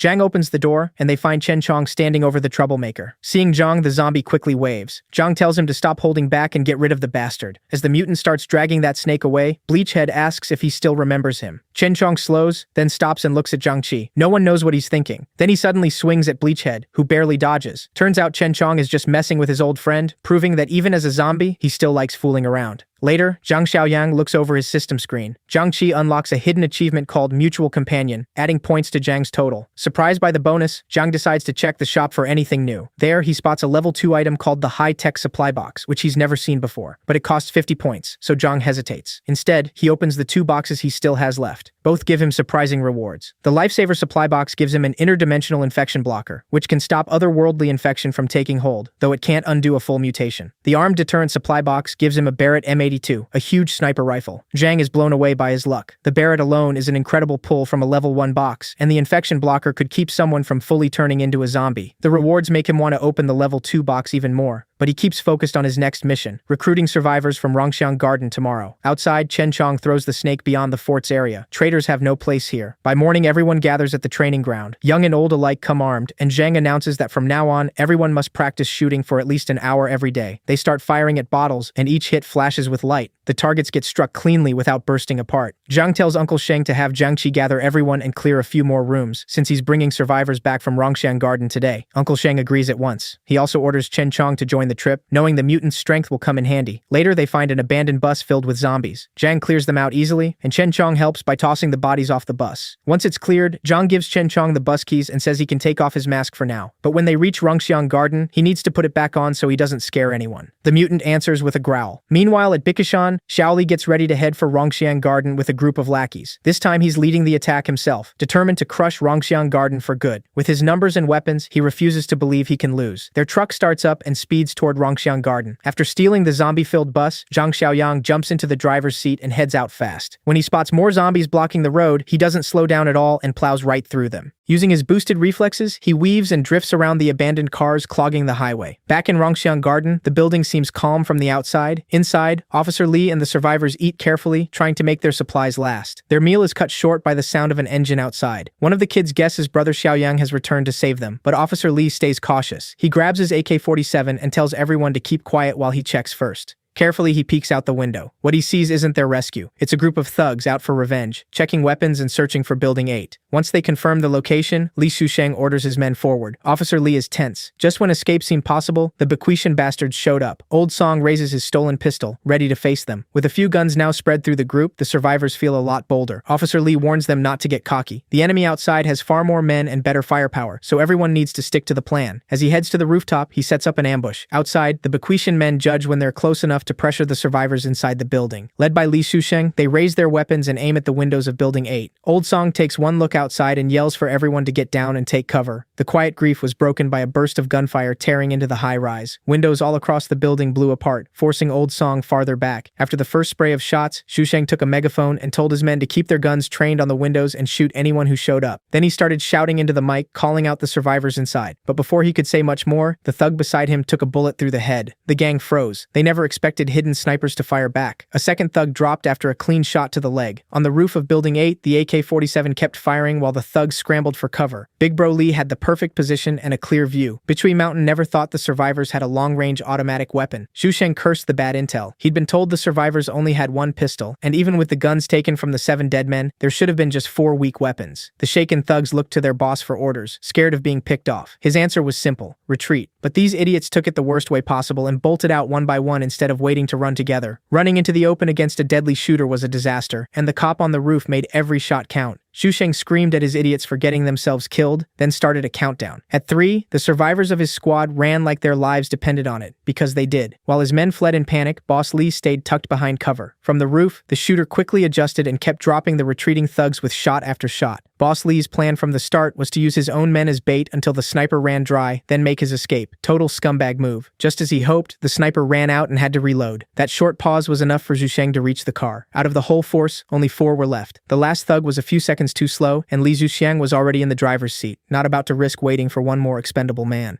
Catboy took a bullet to the brain and dropped dead. The other two who made it into the truck bed ducked low, terrified they'd be next. Back on the main road, Zhang Xiaoyang kept barreling through the jammed highway in his hijacked bus. He stayed calm the whole way, focused on getting back to the survivors. Since the roads were almost empty now, another car racing past in the opposite direction caught him off guard. He could have chased it, but Xiaoyang stayed on mission. Right now, getting points mattered more. A few minutes later, he pulled up in front of Building 8. Chen Chong and Xiaoyang got off the bus and saw the aftermath of the fight. Xiaoyang was glad the rifle he left behind had helped, and he figured the car he passed belonged to the raiders who escaped. Chen Chong stared at the fresh, bullet-riddled bodies on the ground and started growling with hunger. Xiaoyang grinned and asked if he was hungry, then told him to go ahead and eat. Better Chen Chong gets the bodies than the wandering zombies nearby. The second he got permission, Chen Chong lit up like a creepy kid in a candy store. Xiaoyang let him loose, as long as he came back under Building 8 when he was done. Chen Chong didn't waste a second and bit into the nearest thug's neck. He enjoyed the blood and meat as he fed. As soon as he swallowed, a wave of energy spread through his body. Meanwhile, Zhang Xiaoyang walked across the bloody scene and, judging by how cleanly the raiders were taken down, admired how ruthless Li Hongli could be. Hearing footsteps, the kid peeked over the broken window and lit up when he saw Xiaoyang. Once they knew it was really him, the other survivors showed themselves and waved him over. With the super cop leading, the survivors gathered their things and came downstairs. Big Bro Li thanked Xiaoyang for the rifle that saved them. Before retiring, he'd been an expert marksman. Their reunion was cut short by a deep roar in the distance, followed by heavy footsteps. The survivors froze when they saw what was coming toward them. It was Chen Chong, limping over with a strained look. Big Bro Li reacted first, grabbing the AK and aiming at the zombie. Xiaoyang calmly pushed the rifle down and told everyone to relax. This guy was with them. Even with that explanation, the survivors had a hard time believing him. And honestly, who wouldn't? Xiaoyang pointed Chen Chong toward the rest of the dead thugs and told him to keep eating. Big Bro Li was both shocked and scared. He asked if Xiaoyang could actually communicate with zombies. Xiaoyang said Chen Chong wasn't a normal zombie. It was a long story, so he told everyone to get on the bus first and promised to explain on the way. As they headed over, Xiaoyang reminded Chen Chong to finish fast and come back. Chen Chong gave an okay sign without stopping his messy feast. After swallowing every dead Bichui mountain thug, Chen Chong picked up his mask and put it back on. The survivors stared at the strange sight. The kid couldn't understand how a zombie could be clear-headed enough to put a mask on by itself. Xiaoyang warned him not to call it a muzzle where Chen Chong could hear, unless he wanted to get smacked. Quietly, the kid was starting to think the mutant zombie was kind of cool.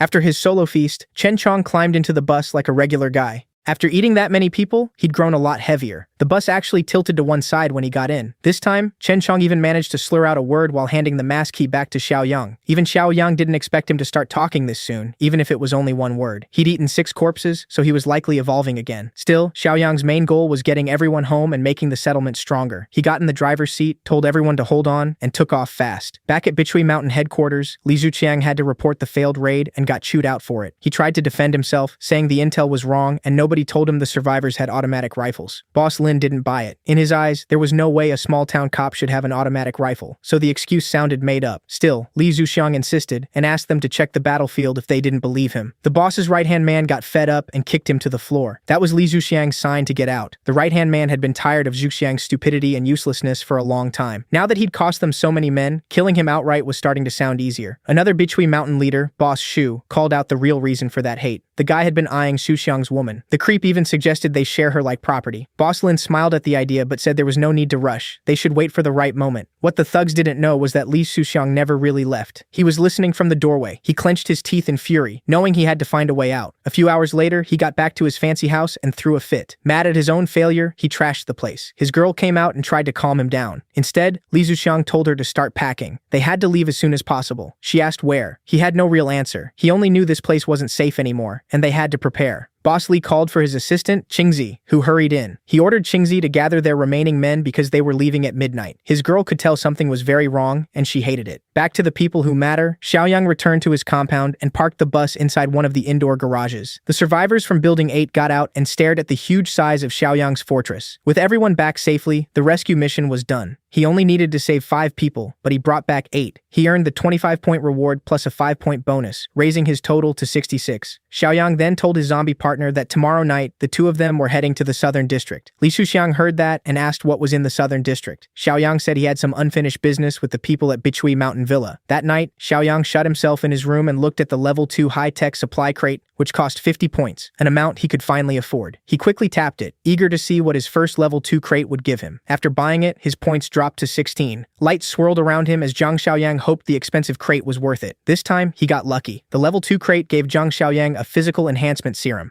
The huge syringe held a drug that could raise his physical stats by 20 points. Without waiting, he injected it straight into his veins. It hurt way more than he expected. His physical stat was now 33, giving him over 6 times the strength of an average man. It didn't just boost his strength, it sharpened his senses too. He heard a mosquito buzzing in the room and instantly snatched it out of the air by its stinger. His better reflexes and coordination would be a huge help in battle. He released the bug and let it fly off, fully pleased with the reward. By sunset, he went on his usual patrol around the base with Brother Chong. In one yard, he saw Li Hongli leading marksmanship practice. After that, Xiaoyang headed toward the south side of the city. Before leaving, he asked the old cop to take charge of firearms training since he was probably their best sniper. Old Li gladly accepted, happy to help with what he did best. With that settled, Xiaoyang walked while Brother Chong limped beside him to the bus sped ahead. Trouble was already brewing in the enemy camp. Li Shusheng had ordered his men to run, knowing danger was closing in. But his escape plan was nowhere near as smart as he thought. The leaders of Beechway Mountain Villa arrived at his mansion and blocked the exits. Inside the lead car were the top bosses, along with one very familiar woman. With a mocking smile and a gun in hand, Boss Shu asked Boss Li why he was leaving in the middle of the night. Boss Li lied on the spot, saying he was taking his men to Rongxiang Garden under cover of darkness to finish the job. Usually that kind of fast talking might work, but not this time. One of his men had already been caught and forced to give up everything. Boss Li's group immediately recognized Qingzi's body. Even then, Boss Li acted like he had never seen the corpse before, awkwardly scratching his head and hoping the act would work. Boss Shu got tired of the nonsense and ordered his men to open fire on Boss Li's group. Boss Li stood there shaking as his men dropped one after another. Even then, he kept pretending to know nothing. Boss Shu knew how to break him. He told Li Shusheng to look at the person in the passenger seat. One glance was enough for Li Shusheng to understand what happened. Kuijing had betrayed him too, just like she always did when a bigger backer showed up. Boss Kai was fed up. Li Shusheng was still playing dumb, even though Kuijing had already exposed the whole escape plan. He really should have expected it. After all, she had ruined Zhang Xiaoyang before latching onto him, so of course she'd do it again. At last, Boss Kai looked to Boss Zhang for the final call. Boss Zhang gave a calm, silent signal to execute Li Shusheng. They chose a brutal way to do it. They put a noose around his neck and had one of their strongest men pull until Li Shusheng finally stopped fighting. It was a slow, miserable death, and when the last bit of life left him, they hung his body at the gate of his own mansion. Later that night, a bright blue bus stopped nearby. Zhang Xiaoyang and Brother Chong quietly moved in on foot. At the entrance, they quickly realized they were too late. They had come to kill Li Shusheng, but someone else had done it first. Xiaoyang thought the bastard deserved it, though he hated not doing it himself. He picked up a small stone and threw it at the rope, cutting the body down. Seeing how this scumbag ended, Xiaoyang felt even more eager to get some satisfying revenge. Back at Beechway Mountain Villa, ugly sounds came from the top floor. Kuijing thought she could switch sides again and live well with stronger criminals. She was very wrong, and her betrayal had dropped her into the hands of monsters. Boss Zhang saw her as nothing more than a body to use. The two sick bosses passed her back and forth. They were vile people, but justice was close. Boss Kai glanced out the penthouse window and froze when he saw his guards lying dead outside. A loud knock suddenly came at the door. That was only a distraction. The real attacker came in through the high window. Knife in hand, Xiaoyang looked like death itself. He pressed the blade to Boss Kai's neck, where one small move would finish him. Without letting the man say another word, he slit his throat and left Kai choking on his own blood. One down, one to go. Boss Zhang was stunned. 1 second he was busy with Kuijing, and the next his partner was dead on the floor. Kuijing, meanwhile, instantly recognized Zhang Xiaoyang. Xiaoyang wasted no time and hurled the knife straight at the naked bastard. Boss Zhang died with his neck sliced open. As soon as he hit the floor, Kuijing let out a terrified scream. She wasn't foolish enough to think Xiaoyang had come to save her. Seeing him only filled her with more fear. Xiaoyang gave her a mocking look and walked to the door. As he slowly unlocked it, he wondered what Li Shusheng would think if he saw her like this. The moment the door opened, the mutated fat man came in. Li Shusheng was gone. Now he was only a mindless, flesh-hungry monster. He went straight for Kuijing's neck and tore into her flesh bite after bite. She begged for help, but no one answered. With his revenge complete, Zhang Xiaoyang shut the door on the two people who had betrayed and killed him in his past life. Outside, he talked with Brother Chong about getting rid of the bodies. The dead guards would make a fine meal for his mutant partner, but Brother Chong was still full from earlier and could only eat one corpse tonight. Even so, that was better than nothing. While Brother Chong ate, Xiaoyang's enhanced hearing picked up something interesting in the distance. In a building near Beechway Mountain Villa, a group of frightened survivors was being held against their will. Watching over them were a brutal chef and a creepy thug. The thug grabbed a little girl, picking her as their next meal because of her soft meat. The chef rejected her at once. She was too skinny. Instead, he wanted the chubby little boy clinging to his mother. The chef dragged the boy away while his mother begged him to stop. Annoyed by her, the chef knocked her down with a single swing. The mother cried and begged them to spare her son. It was all she could do. She pleaded with the other survivors for help, but no one moved. They were just relieved it wasn't them. Then gunshots suddenly broke through the room. 3 large holes ripped through the entrance. The guards instantly drew their weapons. As far as they knew, only the bosses had guns that powerful. Thankfully, the shots delayed the boy's terrible fate. The damaged door creaked open, and the guards aimed at it, ready to fire. But after a few seconds, nothing appeared. Growing impatient, the chef ordered one guard to go outside and check. The man slowly edged through the doorway. The moment he stepped into range, Brother Chong grabbed him by the neck. Without showing himself, he had already taken down one armed guard. Seeing that pale arm, the others assumed zombies had broken in. They opened fire at once, wasting bullets and hitting nothing. Brother Chong kept luring them around, circling the room and easily avoiding their awful aim. When the shooting finally stopped, Brother Chong smashed through a boarded window with little effort. He targeted the chef standing in the middle of the group. Without slowing down, Brother Chong snapped the chef's neck in midair. He landed and used the momentum to launch himself at the next target. In just seconds, the untrained goons were slaughtered one by one. When the rampage ended, the captive survivors could only stare in fear and confusion. The zombie had killed every thug, but left them untouched. When the noise finally died down, Xiaoyang walked in and praised Brother Chong for wiping them out so cleanly, even with the mask on. Brother Chong rasped back that the mask just makes him look cooler. And honestly, he's right. Hearing a zombie talk only made the survivors even more confused and scared. The children clung tighter to their mothers, and everyone stayed away from the strange mutant. Xiaoyang broke the tension and told them Brother Chong wouldn't hurt them. But the little girl didn't buy it. She'd seen monsters like him kill people without hesitation before. That immediately caught Xiaoyang's attention. He gently asked what she meant by super monsters. Her mother explained that they had seen another strange mutant in eastern Decor City. Xiaoyang had expected mutants like that to appear a month or two later. Worse, Decor City was close to their base in Old Tea Leaf Town. He warned Brother Chong that another rare mutant might be nearby. Some mutants keep part of their mind and memories, which makes them far more dangerous than normal zombies. But when the mutation is unstable, they usually become much more violent. That possibility made Brother Chong uneasy about his own future. Xiaoyang sensed it and reassured him. Brother Chong was one of the lucky ones who kept his reason, and with Xiaoyang around, he'd be fine. He then asked if there were more survivors in the villa. They said some people might be locked in the basement sales office, so they headed there next. The moment Xiaoyang opened the steel door, the smell of blood hit him hard. Everyone flinched at the massacre hidden behind it. This had to be where those Bichui mountain villa bastards kept the people they butchered for meat, so that explained why there were no other survivor groups around here. Some captives had seen the goons regularly hauling unknown amounts of meat out of the city. From the bodies left in the basement, Xiaoyang could roughly guess the death toll. With that much meat, they were clearly involved in something even darker. Since no one was living in the basement, the last place to check was the sales office about a kilometer away near the south gate. New survivors were held there first, and the useless ones were sent off. At the same time, Xiaoyang got a mission chain called Subpar Utopia, pushing him to grow and improve his community score. The goons at the sales office still had no idea their whole setup had already collapsed. They'd only heard gunfire and assumed the bosses were using live people for target practice again.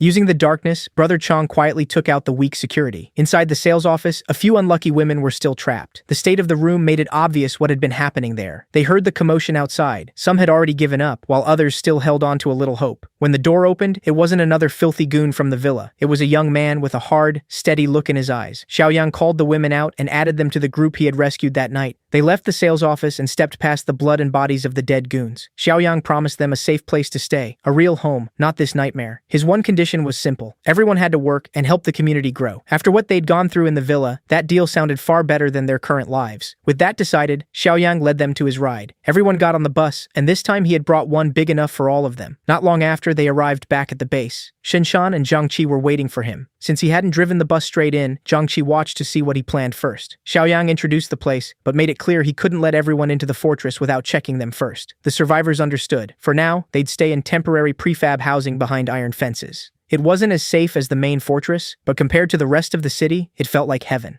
Old Tea Leaf Town still had lots of open land and unfinished buildings, and things would keep improving over time. Hearing that, the survivors thanked their rescuer. The night passed, and morning came. Then a convoy of cars and trucks rolled up to Bichui Mountain Villa. The woman leading the group was already losing patience. That bastard Zhang Xingwen, and every idiot she left in charge, had stopped answering her calls. She knew something was wrong, so she got out and checked the buildings herself. Just as expected, she found blood, gore, and rotting corpses everywhere. The people killed the night before had already risen as mindless zombies. One of them was Li Zuxiang. He roared and lunged at the living on pure instinct. Lady Boss Rui barely even looked at them before killing them with her bare hands. Then she pulled out a knife and hacked the zombies apart piece by piece. With the villa overrun, the bosses she planted here were dead too, and their supply of human meat had taken a hit. They had to clean up the mess. But first, they needed to find whoever destroyed Bichui Mountain Villa. More blood was going to spill. After checking the whole villa, her people reported that not a single survivor was left alive. The one bit of good news was that enough meat remained for today's shipment. They just had to bring the truck over and load it up. While her men packed trash bags full of human meat into the truck, Boss Rui thought about her next move. Looking around, she spotted tire tracks leading away from the villa. That gave them a trail to whoever ruined their operation. Back at the fortress, Xiaoyang was thinking about his mission to expand the community. Even after bringing in many survivors, his score was still only 2, which made no sense if population mattered. At least he had plenty of land to build on. That arrogant guy who sold him the title had actually done him a favor. But the expansion mission wasn't his only problem. The rare mutant in the nearby town also needed attention. So, with Shan Shan and Zhang Qi, he went to the prefab area where the new survivors welcomed him like a savior. After getting settled into housing with full basic amenities, some of them even knelt to thank him. Xiaoyang was there for one reason: to learn more about the super monster the mother and daughter had mentioned. The mother said they ran into it at Hurinfa Market in Decor City while scavenging for supplies. Several people died. She grabbed her daughter and escaped during the chaos, and they ran all the way to Bichui Mountain Villa, only to fall into the hands of even worse monsters. Now that he had the exact location, Xiaoyang headed for his vehicle. Shan Shan and Zhang Qi tried to talk him out of it, since they already had plenty of supplies, but he wasn't going there for loot. Decor City was less than 2 kilometers from the base, and he couldn't leave a threat like that so close. Even the woman who had seen the monster tried to stop him, but Xiaoyang assured everyone he knew what he was doing. All he needed was Brother Chong, and together, they'd go meet that thing. Meanwhile, a capable-looking group of drifters was searching Hurinfa for supplies. They found a large supermarket and got excited about how much they might take. Still, they knew it might already be mostly picked clean. Even so, they went in confident they could handle themselves in the apocalypse. Inside, they were swallowed by darkness. Once their eyes adjusted, they saw the store had been looted, but not emptied. To watch for survivors or hidden zombies, they stayed close and made a little noise. Then they listened for any movement. A few wandering zombies soon appeared, and the group stayed calm as they took them down. Working carefully together, they killed the undead in a clean, coordinated attack. Most of them were relieved there were only a few, guessing the main horde had been drawn away by earlier looters. Even so, they stayed alert while scavenging. What they didn't know was that something far smarter was hiding in the dark, waiting like a hunter stalking fresh prey. As they moved deeper inside, they felt lucky to find enough supplies to last for years. While the others were busy drooling over all the food, their leader got distracted by the bed section. She finally relaxed and happily flopped onto a soft mattress. A few of them even joked about living in the supermarket since it seemed to have everything. As the group kept exploring, 2 of the main members stepped out for a smoke and admitted that, tempting as it was, this place would make a bad base. It had too many entrances to defend, and all these supplies would attract raiders. A nearby 2-story building looked much better, but to settle down, they'd first have to survive. By then, the hunter had finally left the shadows and begun its attack on the living. One of the stragglers managed to scream for help, drawing everyone's attention. He ran back inside as fast as he could, but no one could outrun a super mutant. The beast drove the claws from its back straight through his chest, killing him in one brutal motion. The mutant ripped the poor guy apart like paper. The stragglers froze in horror. Someone shouted to run, but their legs almost gave out. They forced themselves to move, but their escape was hopeless. One after another, the slowest people in back were dragged down first. They poured every bit of their will to live into each step, hoping they could outrun the monster right behind them. A few seconds and a few meters later, everyone was dead except the female leader. She sprinted toward the exit and finally saw daylight ahead. She shoved herself forward with the last of her strength. But heals are a terrible choice when you're running for your life. The super mutant loomed over her, enjoying the fear of its last prey. She cried and threw up her arms, trying to protect herself. But when she looked up, she saw a different super mutant, one wearing a cool mask. Instead of tearing her apart, he simply walked past her. Zhang Xiaoyang followed behind and told her not to panic. He and the others had arrived just in time to save her. To her shock, she recognized him as the young man who bought a huge piece of land from her before the apocalypse. Xiaoyang recognized her too, the polite real estate agent from before. If he remembered right, her name was Ningguo, or Ning Wanwan.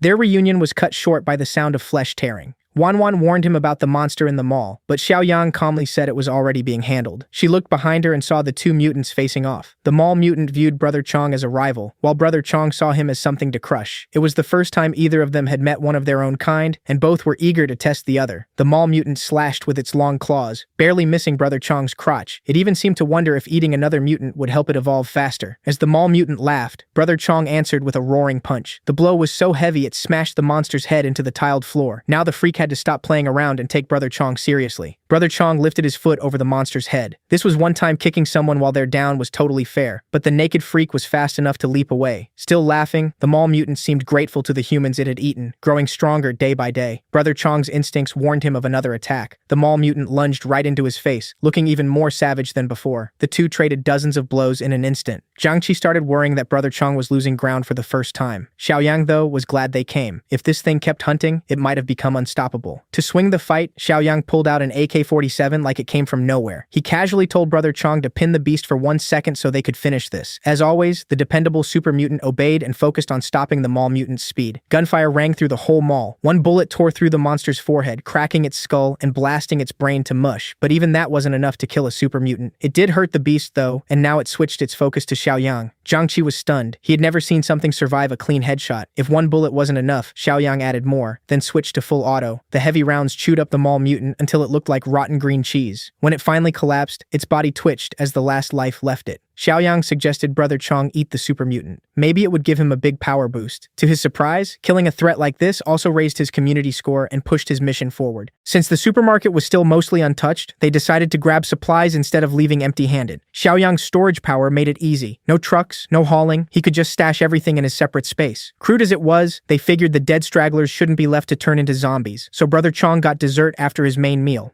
While Xiaoyang was gone, some rats started making moves. Boss Rui and a few subordinates followed the tire tracks to scout the enemy. From a distance, they studied the stronghold's size and defenses. Boss Rui's right-hand man judged that the base had a fair number of people but weak weapons. Their main edge was the sturdy warehouse. If that was all, then how had they wiped out Zhang Qingwen, Lin Guangkai, and everyone at Bichui Mountain Villa? Boss Rui guessed they must have used dirty tricks, maybe leading a zombie horde in. Full of herself, Boss Rui was already thanking heaven for handing her prey and a new base. For now, they needed to go back, gather their people and weapons, then strike when the fortress least expected it. The scouts turned around and drove off. Coming from the other direction, Xiaoyang's group was heading home. Jiang Qi told Wanwan their base had not just mattresses, but hot water too. Seeing other cars on the highway was rare now, so the group immediately tensed up and readied their weapons. The two cars passed in opposite directions, and neither side slowed down. But for one split second, Zhang Xiaoyang and Boss Rui sensed each other. A new mission appeared, Villain Nemesis Volume 1. If Xiaoyang stopped the invasion, he'd earn 50 points. He instantly felt those suspicious drivers had to be the invaders. To make sure, he went to Shanshan in the watchtower and asked if she'd noticed anything strange near the base. She said a car had passed in the distance but never came close enough to trigger alarm. That was enough for Xiaoyang. He called for Uncle Sheng and Old Li to gather everyone for an important meeting. Meanwhile, things at the coal plant in the southern suburb were going smoothly. Using a scratchy radio broadcast, Boss Rui's group lured survivors toward the plant with promises of a safe zone that needed workers. The survivors stayed alert. Anyone still alive this long had to be capable. Soon they spotted a car heading their way. It was Boss Rui and her people returning from scouting and welcoming the newcomers drawn in by the broadcast. The moment the survivors saw Boss Rui's looks, most of their good sense disappeared. She knew exactly how to use her charm to lower their guard. Smiling, she invited them into the camp. As they headed toward the coal plant, the survivors traded dirty little grins. They were led inside and stared at how large and clean the place was. It felt like they'd finally found a home. One of them said he needed to use the bathroom. Boss Rui offered to show him the indoor one, and the fool instantly took the bait. But she wasn't just helping him find the toilet. She stayed while he peed, openly sizing him up. Thinking it was an invitation, he told her not to be shy and bragged about how strong he was. One quick step and one stab ended all that talk. Boss Rui killed him cleanly. He never saw it coming. She had considered keeping him if he was worth it, but after seeing what he was working with, killing him was the easy choice. Outside, her subordinates had done their part too. Every survivor lured in by the radio was slaughtered. Back at the fortress, everyone answered Zhang Xiaoyang's call to discuss the coming battle. Old Li asked who would be crazy enough to target them. Xiaoyang said they still didn't know, and an attack could come any time. To prepare, Zhang Qi and Brother Chong would follow the boss to clear the unfinished building southeast of the base. The refugees had to be moved there so they wouldn't be exposed in the temporary housing area. Shan Shan and several others volunteered to help. Even the twins who looked nothing alike joined in. Caught up in the mood, even Lil Shuai volunteered, much to his mom's annoyance. Wanting to help too, Ning Wanwan offered to join the clearing team. While they went out, Uncle Sheng and Old Li would stay behind and guard the base. Everyone else would gear up. With Xiaoyang leading, a small army set out to clear the way for the war ahead. The moment they entered the southeast building, the place exploded into chaos as they cut down every zombie nearby. It was a brutal hunt, one that sharpened them for what was coming. After the first wave, Xiaoyang called for a break and checked on everyone. He warned them again that rough days were coming. For now, they would stay in the southeast building and clear it fully. When the refugees were brought in, they said they were willing to help fight too. The more Xiaoyang thought about it, the more he felt they needed more people who could fight, so he promised to send handguns and ammo later that day. If the enemy attacked, the southeast building and the fortress would stay in touch by walkie-talkie. Back at the coal plant, Boss Rui watched over their secret cannibal operation. Her number 2, who looked like he walked out of Full Metal Alchemist, and number 3 were both eager for a share of the fresh meat. Boss Rui was still furious that Beachway Mountain had been wiped out. Now they had to find food on their own. Number 2 and number 3 were obviously not happy about that. Still, they already knew who to hit for payback in the east suburb. Tomorrow morning, Boss Rui and number 2 would lead the attack on those normies. Back at the fortress, the work stopped for the night, and Zhang Xiaoyang finally checked the system. With 46 points saved up, he wanted to see the new daily crate crates. When he opened the store, he found a level 2 awakening power crate for 25 points, plus a level 2 farming crate and a level 1 sugar, oil, and protein crate. Just the 2 level 2 crates would cost 40 points, but he decided to spend big. When he opened the priciest crate he'd ever bought, he got the overload skill. It boosts his physical stats by 25%, but after it ends, he'll be weakened. With his strength already crazy high, that extra 25% would push him into superhuman territory. He could hit about 8 times harder than an average Joe. Xiaoyang was dying to test the new skill on something or someone. The night stayed quiet, but the next day did not. A whole convoy of cars, trucks, and bikes rolled out from the southern suburb coal plant toward the east. Boss Rui went over the plan one last time. First, they'd drive through and kill the refugees outside. Then number 2 would break the gate, and everyone else would rush in with their modified vehicles and lay down covering fire. As for number 2, the starving freak didn't even bother wearing a shirt. As the enemy got closer, the fortress was already on full alert. Old Lee took position at the highest spot. It gave a worse view than the watchtower, but no one below could see him. Xiaoyang put him there because Old Lee had worked as a sniper for a few years before becoming a cop.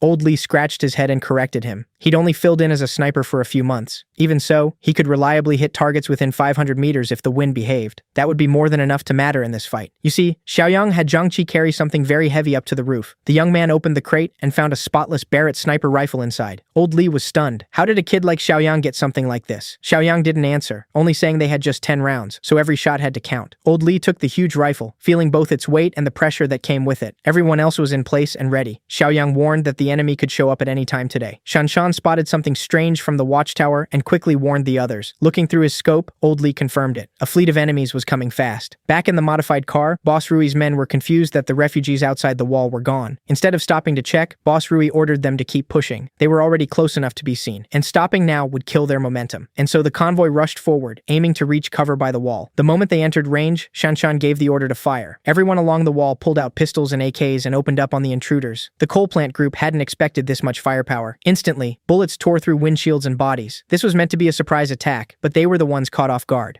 Boss Rui couldn't believe her plan had been exposed so soon, but it was too late to back out. She ordered everyone to keep charging, even as her people dropped left and right. For what it was worth, it worked a little. Some of them still made it to the base of the wall. What really mattered was getting number 2 and his giant automatic saw close to the gate. When he reached the door, number 2 hacked into the thick metal with brute force. Shanshan quickly warned everyone nearby that a monster was trying to break the gate. The people in the watchtower raised their rifles and fired. To make sure number 2 could keep working, Boss Rui and her men shot back with pistols and submachine guns. Under that pressure, the inexperienced defenders in the watchtower were forced back. Even Fatty Xiaokai got hit in the shoulder. Thankfully, it didn't look fatal. The enemy's aim and firepower were solid, and holding them back much longer would be hard. Some of the older folks tried to steady the younger fighters. They just had to hold on. They still had enough ammo for a long fight, but that wouldn't matter if the saw cut through the gate. Once it broke, they'd lose the advantage. Luckily, the calm boss already had a plan for after the breach. Xiaoyang quietly slipped out of the fortress, hiding his presence. Then he ran outside like bullets couldn't touch him. By now, Boss Rui's group had already used half their ammo, and number 2 still hadn't broken through. He needed only a few more seconds to open the entrance. The gate finally burst open. Shanshan and the watchtower group rushed down to support the people below. Boss Rui smiled. It had been rough, but they were finally in. Now she'd see how these rookies handled an evolver powered by human flesh. Using number 2 as a moving shield, she told her men to stay close behind him. The monster dropped the saw and used pure strength to widen the opening. With a clear line on the enemy, Xiaoyang signaled Old Lee that it was his moment. Li Hongli steadied his heartbeat and breathing, then lined up the big guy. Once that huge head showed itself, Old Lee's crosshairs snapped onto it like he had aimbot. Number 2 roared, more beast than man. Anyone who saw him would agree. As soon as that monster came through the gate, morale dropped hard. They fired everything they had, but his skin was too tough. Their bullets barely did anything. Number 2 pushed forward and tanked the gunfire without even needing armor. No matter the caliber, the rounds only left tiny marks before bouncing off. And even those marks vanished fast thanks to his crazy healing. Boss Rui loved the fear on their faces. She figured this was the first time they'd ever seen an evolver's power. Then the signal reached Li Hongli on the roof. He trusted both his aim and the Barrett's power. The Barrett kicked hard as it fired. One pull of the trigger blew the monster's head apart into blood and brains. The seemingly unstoppable number 2 dropped dead. Boss Rui and her men were stunned. The big guy had been their only cover. Who would have thought this little base had a weapon like that? With their biggest shield gone, Xiaoyang finally appeared, flanking the intruders with his AK-47. He opened fire at once, snapping them out of their shock. For Xiaoyang, it was like shooting fish in a barrel. Boss Rui knew this disaster was her fault. She had underestimated them, and now her people were paying for it. Still, she wasn't going down down easy. With a submachine gun in hand, she fired back while sprinting for the exit. With her teeth clenched, she desperately tried to escape. When she saw Xiaoyang's eyes, she finally realized he was the kid they had passed in the car the day before. To make sure she survived, she grabbed one of her own men. Without hesitating, she used him as a human shield. Xiaoyang noticed her inhuman reaction speed and realized she had to be an evolver too. After taking a burst of bullets behind her, the unlucky goon was thrown at the shooter blocking the exit. Xiaoyang had to dodge aside and stop firing. That brief opening was all Boss Rui needed to run for her car. Of course, old Lee wasn't about to let one of these invaders leave after wrecking their peace. He lined up the shot and acted like his Barrett was the strongest thing under heaven and earth. Man really thought he was Gojo. He missed the clean headshot and had to settle for blasting her super fast legs. Losing a limb made Boss Rui crash to the ground just inches from her car. Li Hongli felt bad about missing the kill shot, and as he chambered another round, one of Boss Rui's underlings dragged her into the car. Those two clearly knew how to escape a disaster, and they managed to swerve away with their tails between their legs. Xiaoyang ordered everyone to stop shooting. He didn't mind if these idiots came back later. He was just happy the system mission was complete. The reward was 50 points, which lifted everyone's mood. On top of that, Volume 2 of the Nemesis mission unlocked. Now it was his turn to attack the cannibals' base for another easy 50. Everybody in the fortress celebrated the huge win. As for losses, a few people were hurt by gunfire, but no one died. The wounded were taken to the medical room to get cleaned up, while the enemy corpses were sent to cold storage for Brother Chong's dinner. Since the base was safe again, the refugees were allowed back to their housing. Once he was alone, Xiaoyang checked how many points he got from that one mission and got excited to spend them that night. Back at the coal plant in the southern suburbs, the survivors limped home with only 3 people left, and Boss Rui had lost a leg. Number 3 met them, confused and worried. Embarrassed, Boss Rui admitted she messed up. She never expected the enemy to have heavy weapons. Then she snapped at her men and demanded human meat to recover. Hearing her act like nothing happened, Number 3 slowly smiled. Boss Rui kept cursing them out, calling them useless and saying none of them were worth Number 2's toes. That was the last straw for Number 3. She was weak now and still talked down to everyone. Boss Rui never saw a rebellion coming.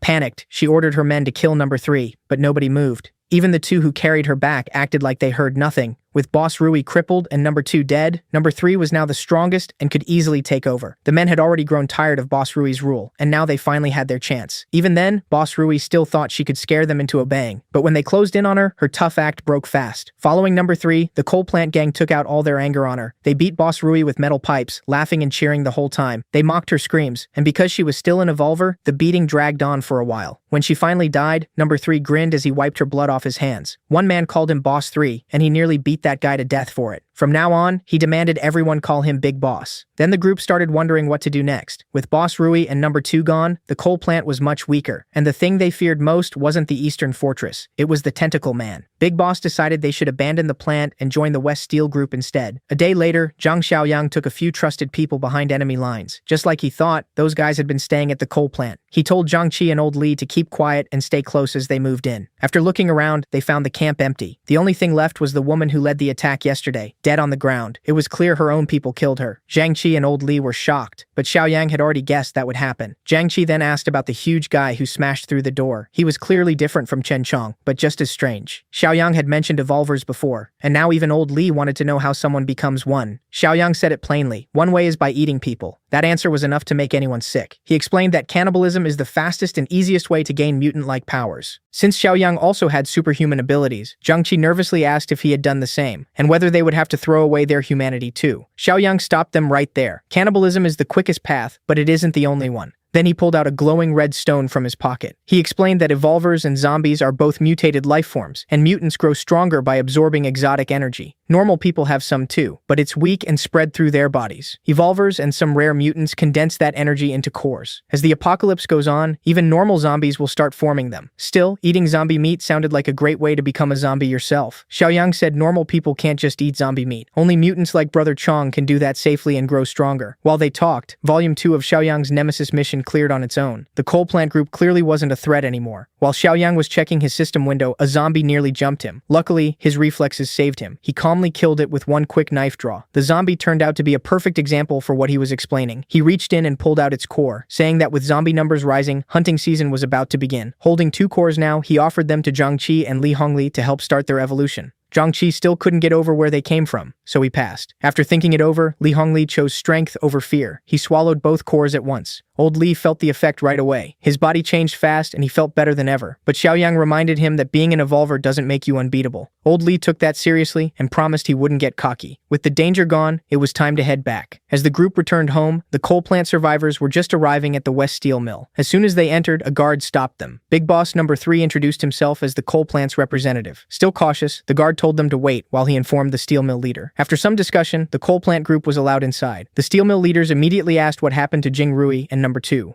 Number 3 lied, saying they were attacked and lost both Boss Rui and the big guy. That immediately caught the bald boss's attention. He had the coal plant men taken to a so-called safe house. Meanwhile, Baldy met with his partner and quietly planned something. Number 3 and his men were locked inside that safe house. Even there, he kept correcting people about his new title. He was so busy with that nonsense that he didn't notice how suspicious the whole setup was. One of the men finally pointed it out. They weren't in a safe house at all. With bars and locked doors everywhere, it was obviously a prison. Before they could react, the guard from outside came in. He ordered everyone to come out. When they were brought back out, it looked like the whole steel mill had gathered. Number 3 carefully asked what was going on. The woman leader immediately guessed that he had betrayed Boss Rui and said that kind of crime had to be punished. Number 3 rushed to deny it, but it was already too late. Boss Ling didn't buy his excuse and called over her guard, Li Cheng, to report what he found. Li Cheng said he went to the coal plant and found Li Jingrui dead in the courtyard, while number 2 was gone. There were no signs of a fight there. The most likely answer was betrayal. Even after hearing that, number 3 kept denying everything. But in this world, nobody waits for proof or a fair trial. And honestly, the West Steel Mill had only tolerated the coal plant because of Boss Rui's power. Now that she was gone, number 3 had walked straight into a pack of hungry wolves. One of his men begged for mercy and offered information in exchange for his life. Boss Ling let him talk, though she didn't seem to care much. The snitch told them about the eastern settlement full of supplies, the same place where Boss Rui and number 2 were defeated. When asked how strong it was compared to the steel mill, he guessed they were about even. That was not something Boss Peng and Boss Ling could ignore. The man added that the Eastern group didn't know how to become evolvers yet, and none of them had evolved. Li Cheng listened closely and looked confused at the mention of evolvers. Boss Peng still couldn't believe Jing Rui lost to regular people, so the snitch explained that the Eastern group had heavy weapons, powerful enough to kill someone like number 2 in one shot. Boss Ling was pleased with the useful intel, but she had no intention of rewarding a rat. The moment she gave the order, the coal plant men froze in terror. They screamed and begged until every last voice was silenced. That was the end of the coal plant faction. Now Boss Peng was seriously worried about the eastern settlement. Boss Ling said they shouldn't attack yet, not with those heavy weapons around. Better to evolve more first and make sure they win. For now, they would send scouts to see if those people really were unevolved beginners. Meanwhile, Zhang Xiaoyang relaxed in his room, checking his system shop and looking through what he could buy with 126 points. To his surprise,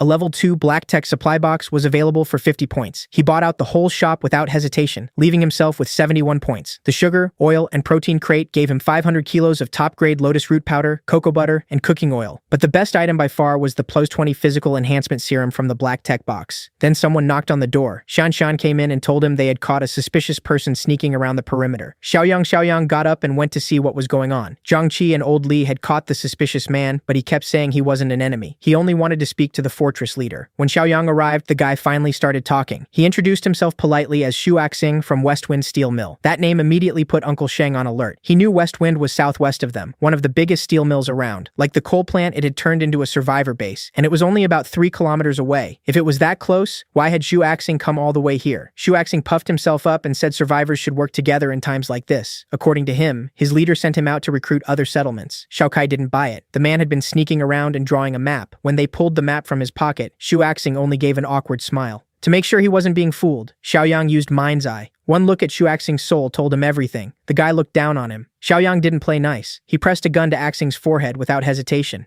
The man had clearly taken him for a fool. If he didn't start telling the truth, he was dead. Seeing how serious Xiaoyang was, Axing gulped. Even so, he stuck to his story and claimed his group was just being careful. Xiaoyang pulled Zhang Qi aside and asked if Axing had ever seen Brother Chong. Luckily, he hadn't. So Xiaoyang told his men to let Shu Axing go. He even gave the hand-drawn map back. Shu Axing was thrilled, thinking his act had worked. He hurried out of the fortress before Xiaoyang could change his mind. Watching the obvious scout leave, Xiaoyang smiled. He was already wondering how many system points that Westwind Steel Mill might be worth. After that, 5 calm months passed. But over at West Steel Mill, people were getting nervous as more of their members vanished one by one. They knew who was behind it, yet couldn't stop it. The tentacle monster was active again, and no one knew what to do. Some trash collectors heard movement in the garbage heap and froze in fear. Before one of them could run back and report it, he was killed. A sharp blade ended him on the spot. The screams reached Li Cheng. He heard the cries coming from the trash pile. The only garbage boy who escaped blamed the tentacle monster for his friend's death. Any mention of that thing had to be taken seriously. This time it had attacked in broad daylight. Li Cheng grabbed his gun, told the civilians to hide, and brought along evolvers with escape-type abilities. When they reached the trash heap, they spotted a suspicious figure right away. Li Cheng told his men not to fight. If they were noticed, they were to run. After looking closer, he realized the monster they'd feared wasn't there. There were tracks on the ground. Maybe it had taken its prey and left. Ever since Beechtree Mountain and Southern Coal Plant were wiped out, disappearances had only gotten worse. Before, the monster hunted across different settlements. Now the steel mill was its only hunting ground. Still, Li Cheng felt this case wasn't the tentacle man's doing. Back at the fortress, the progress over those 5 months was obvious. Zhang Xiaoyang had already lived longer than in his last run. If things kept going like this, rebuilding civilization might really be possible. His community score had climbed to 38. Even after all this time, the system mission about dealing with West Steel Mill still hadn't appeared. Meanwhile, everyone in his inner circle had been busy. When Shanshan and the others returned from their mission, Xiaoyang casually showed off and jumped from the top of the wall to the ground. Zhang Xiaoyang reported that the hunt had gone well. With their current strength, no one could fight them or track them. Even Xiaoning had started joining the adults on hunts. Shuya had been watching over him outside, and he was growing into a strong fighter. Today he even killed a zombie by himself. Because of Villain Nemesis Volume 3, the Fortress team had been hunting zombies, removing threats, helping possible allies, and collecting every mutant core they found. Xiaoyang still wasn't sure about the potential allies part. Maybe the system meant West Steel Mill. Since the mission still hadn't triggered, he decided to act first and sneak into the mill alone. Old Li strongly objected. Uncle Sheng said they'd been dealing with enemy scouts around their land for months, so those people probably meant trouble. Xiaoyang reassured them. With his strength, even Brother Chong couldn't hurt him. They might as well find out now if the steel mill was friend or foe. He left Uncle Sheng, Old Li, and the rest of his inner circle in charge of the fortress and the nearby refugee town. The place would likely hold, but everyone's still worried. Without Xiaoyang, the settlement could fall apart. Back at the steel mill, Li Cheng returned from checking the trash heap. He tried to speak with the bosses, but the guards stopped him at the door. Annoyed, Li Cheng grabbed one by the throat and lifted him up. Then he realized he'd lost control again and forced himself to calm down. He set the guard down and apologized right away. The truth was, Li Cheng had been worried about these outbursts for months. He was having a harder time controlling his emotions. Once the bosses heard his voice, they allowed him in. Li Cheng entered carefully and found Boss Ling alone in her office. He offered another explanation for the recent disappearances. At one of the latest scenes, he'd found a woman's footprints, so maybe the tentacle man wasn't behind every death. Maybe another killer was out there. Boss Ling didn't reject the idea, but told him to keep quiet for now. The tentacle man had already scared the whole settlement enough. They couldn't risk making people too afraid to leave their homes. Li Cheng tried to argue, but when Boss Ling leaned in close, he folded and turned red. He awkwardly excused himself and said goodbye. Li Cheng was a tough man, but around Boss Ling, his brain stopped working. Then a mocking voice came from another room, calling her careless. Boss Ling snapped back that she could give the job to someone else if he hated her methods so much. The voice belonged to Baldy Peng, who was busy cutting up the garbage boy's corpse. These days, Ling did the killing and Baldy handled cleanup. They tossed away the heads and ate the bodies. At the same time, Xiaoyang kept clearing zombies as he made his way toward the steel mill. Once he got close, he needed a disguise. He pulled out a pair of scissors from his storage and did something insane. He cut his own hair with his eyes closed, then he scooped up dirt and smeared it all over his face. To finish the look, he put on glasses. For someone trying to look rough, he didn't look bad at all. When he got near the steel mill, one of the patrol guards spotted him. A stranger near the perimeter was bound to draw suspicion, but Xiaoyang just smiled and acted happy to find other survivors. Once the guard assumed he was alone, his attitude changed fast.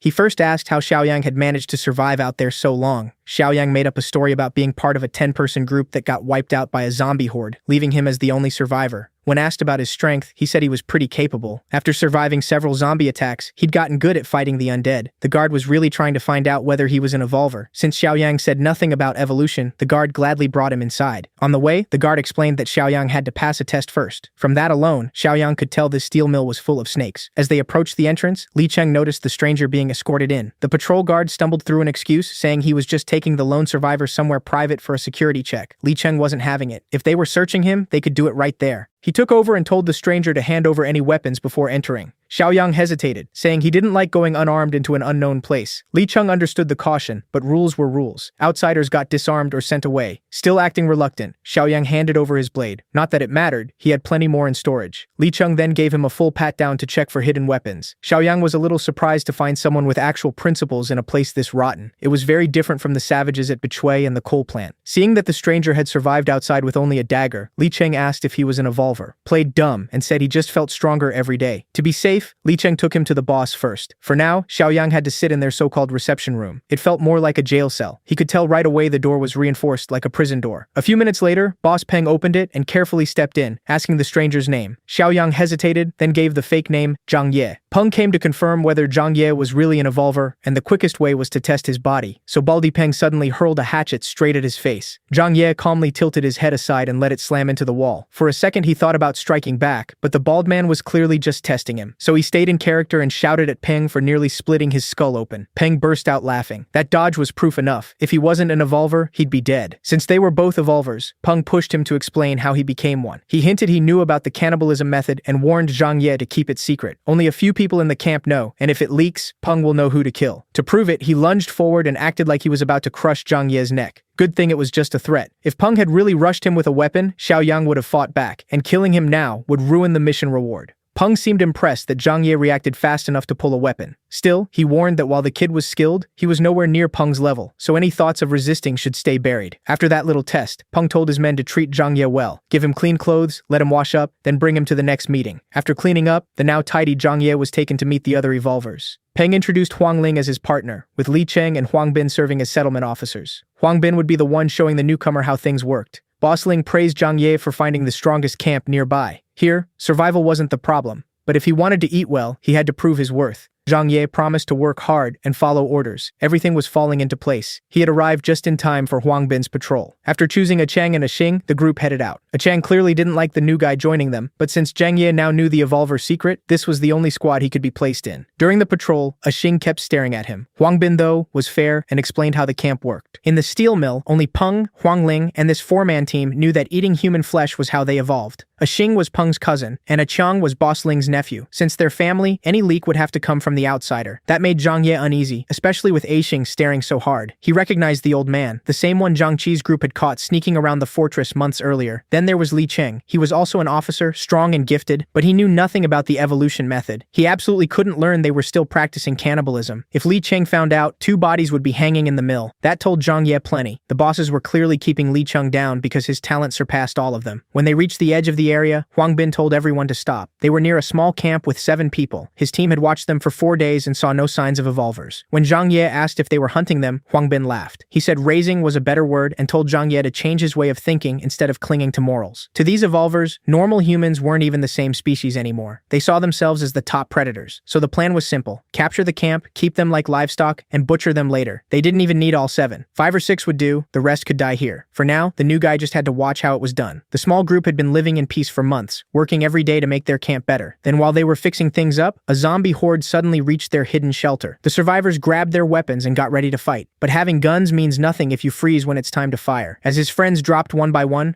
builder could only shake in terror, waiting to be next. Meanwhile, Zhang Ye and the patrol just watched from the side, listening to the screams. Huang Bin said this method was necessary. They didn't have enough supplies to feed more people. Once the zombies had thinned them out, Huang Bin's team finally moved in. One woman screamed as the monsters closed in on her. Then, in one quick strike, the zombies around her were cut down and beheaded. She froze in shock. A moment ago she thought she was dead, and now her savior was reaching out a hand. Huang Bin fought with a hammer, and a Xing used twin daggers, fast and deadly. After clearing the horde, Huang Bin introduced them as evolvers from West Wind Steel Plant. The survivors didn't know what an evolver was, but they were just grateful to be rescued. That short fight gave Zhang Ye useful info. Huang Bin's team seemed about as strong as Zhang Qi's subgroup. Then his whole body tensed as he felt a hungry presence nearby. He turned and spotted an open room in a building close by. Seeing no one there, he brushed it off as his imagination. Huang Bin called him back to help clean up. Even so, Zhang Ye couldn't stop thinking about that presence in the abandoned building. And he was right to worry. Something monstrous was hiding there. The clueless survivors even shared useful info. They still had supplies in a warehouse. Zhang Ye was left to oversee gathering them, while Huang Bin's men prepared to move a small truck later. He also had to stack the bodies of the people who had just died.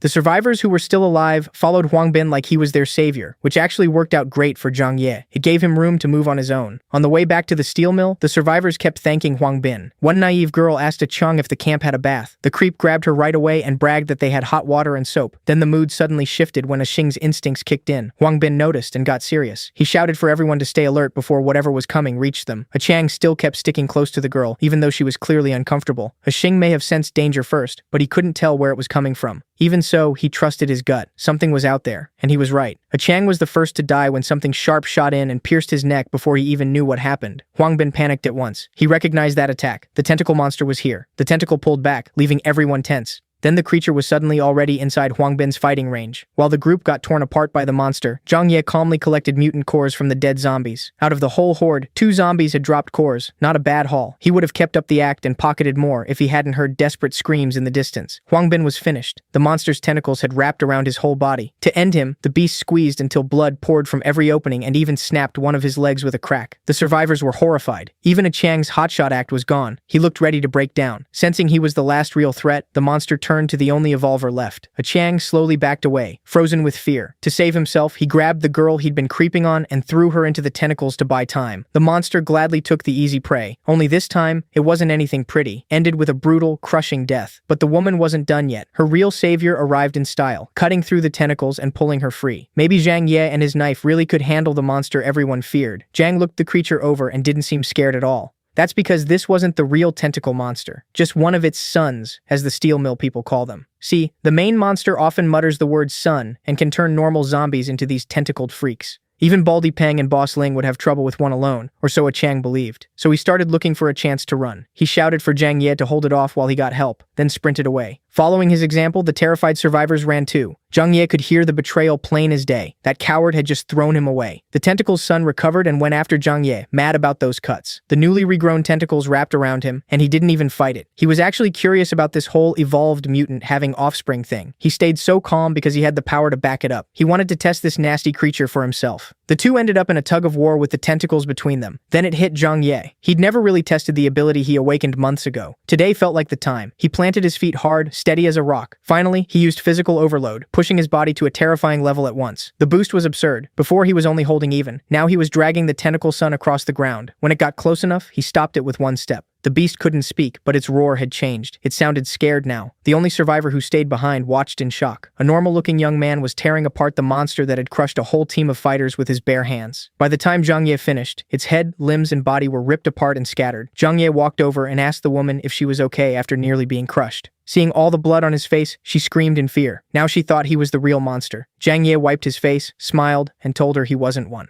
Meanwhile, Chang and the others who fled finally reached the mill gates. At the entrance, Baldy Peng, Boss Ling, and Li Cheng met them and asked why Chang looked wrecked and where the others were. Chang quickly explained that Huang Bin and Xing had been killed by a tentacle son. Li Cheng was the only one who asked about the new guy. Chang assumed Zhang Ye was dead too. No way a rookie survived that. Hearing that his cousin died like that, Baldy Peng was furious. He didn't know where to put that rage, so he blamed the survivors. Baldy then started cutting them down on the spot with his hatchet. They couldn't afford to lose control, but at least Baldy calmed down after killing a few of them. Then, something interrupted the chaos. A bundle of tentacles dropped to the ground and grabbed everyone's attention. They looked up and saw the mill's newest member, Zhang Ye. He and the woman he saved showed up right after Baldy's outburst. Li Cheng was surprised and impressed that the rookie came back alive. Not only that, he returned showing off a rescued girl and a pile of tentacles as proof of the kill. He explained that he had taken down the tentacle son and avenged the boss's family. After doing something that big, the leaders started seeing him differently. Breaking the silence, Zhang Ye asked for vehicles and men to help collect the bodies and loot. While he handled that job, the bosses questioned Chang about what really happened. Even now, that coward still refused to believe Zhang Ye had killed a monster that wiped out the rest of the evolvers by itself. As far as Chang knew, even Baldy and Boss Ling together would have had a long, bloody fight against it. Baldy was still stuck on his first impression. A guy who didn't even take a proper stance in the test shouldn't be this strong. So Boss Ling guessed the tentacle son only got those kills because it attacked by surprise. Still, they couldn't let someone that strong stay unchecked, especially with how close he'd gotten to Li Cheng. Boss Ling suddenly heard footsteps and told everyone to be quiet. Li Cheng came in with a proposal for the bosses. First, he offered condolences for Chang and Huang Bin. Then he suggested making Zhang Ye an officer because of his strength. Baldy Peng rejected it right away. They knew nothing about the kid. Boss Ling cut him off before he said more. She believed Zhang Ye did have officer-level strength, but he'd need to prove it to the whole mill. Li Cheng argued that killing a tentacle son should already prove enough. Since they were discussing it, Boss Ling suggested testing him on the real tentacle monster. If Zhang Ye could kill it, they'd solve two problems at once. Li Cheng angrily said that was unfair. Even both bosses together couldn't do that. Boss Ling said it wouldn't be a suicide mission. The whole steel mill would move together. It was time to end that threat for good. As soon as he got back from hauling supplies and bodies, the bosses explained the plan to Zhang Ye. He was surprised they were building a plan around him after such a short time. Boss Ling played to his pride, saying he might be the strongest fighter in the settlement. Baldy Peng added that if the mission worked, Zhang Ye would get the third leadership leadership seat. He then mockingly asked Li Cheng if he was fine with the new guy outranking him. Li Cheng forced himself to agree. With that settled, the plan would move in 2 days. Zhang Ye had to admit they were good actors. He might have believed them if Mind's Eye hadn't let him see their rotten intentions. We've spent enough time at the steel mill. Back at the Eastern Fortress, everyone was on edge. Their boss, working undercover in enemy territory, was calling in. Old Li and the others grabbed the walkie-talkie and listened closely. Xiaoyang reported the plan to take down the mill. In 2 days, they'd meet at the South Suburban Park. It was finally time to wipe out the last big threat in the area. Old Li took over the detailed planning. Everyone agreed Uncle Sheng should stay behind because of his age, and because the base still needed him. This mission carried bigger risks than anything before. Their best fighters had to be ready. Brother Chong, Shan Shan, Zhang Qi, and the rest of that team would be key. In the corner of the room, little Shuai insisted he wanted to fight too. His mom quickly shot that down. War was for adults, not kids. But she hadn't seen him during their hunting runs. Little Shuai was no weakling. Even among the core team, he could hold his own.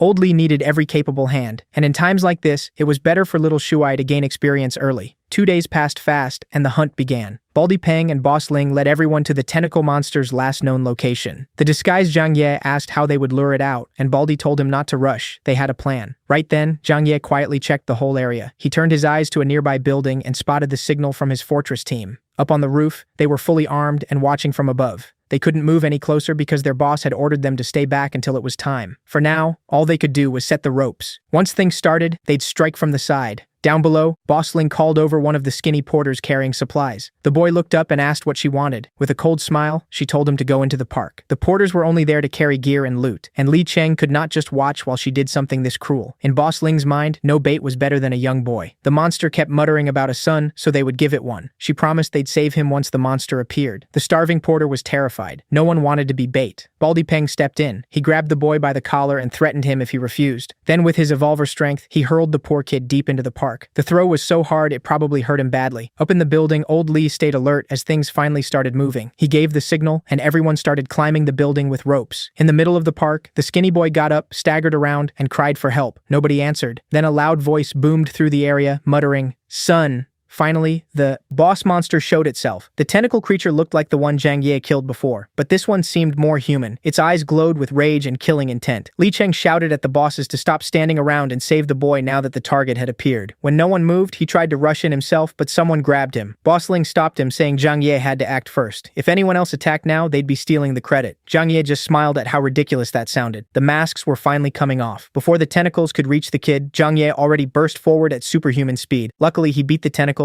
grabbed the boy by the shirt, and threw the little bald kid back to safety. Li Cheng caught him cleanly. The monster was furious at Zhang Ye for interfering, and with his fake glasses gone, Zhang Xiaoyang was back. The tentacle monster wrapped around him and pulled him in. Up close, Xiaoyang noticed something strange. Once the kid was safe, Li Cheng was ready to join the fight, but before he could help, the bosses held him back. If they don't move now, Zhang Ye will die. Li Cheng still didn't get that this was the whole point. Boss Ling actually found him funny. She thought the kid could at least stall the monster to a draw, but now he was trapped and crushed still. Maybe his earlier kill was just luck. Li Cheng's idiot self never saw the setup at all. Instead of letting those devils explain, Zhang Xiaoyang spoke up. Without holding back, he exposed the steel mill bosses for eating people. Once again, Li Cheng had no idea what he meant. Right then, the Eastern Fortress crew opened fire on the enemy evolvers. Their rifles and handguns lit up the park, hitting the steel mill group from the side. They split into 2 teams. One held off the evolvers, the other helped Xiaoyang fight the tentacle monster. Little Shuai led that second team with a Molotov in hand. The kid was wild. He hurled it with all his strength, and the monster instinctively slapped it with its tentacles. That splashed oil all over the beast and spread the flames. But instead of reacting to the fire, the monster stared at the boy who threw it. It was like part of his human mind came back the moment he saw little Shuai. He completely forgot about the man he was holding. Meanwhile, the kid was cursing because his firebomb didn't work. Hearing little Shuai swear made the monster even more emotional. Since he could speak clearly, this wasn't some normal mutant.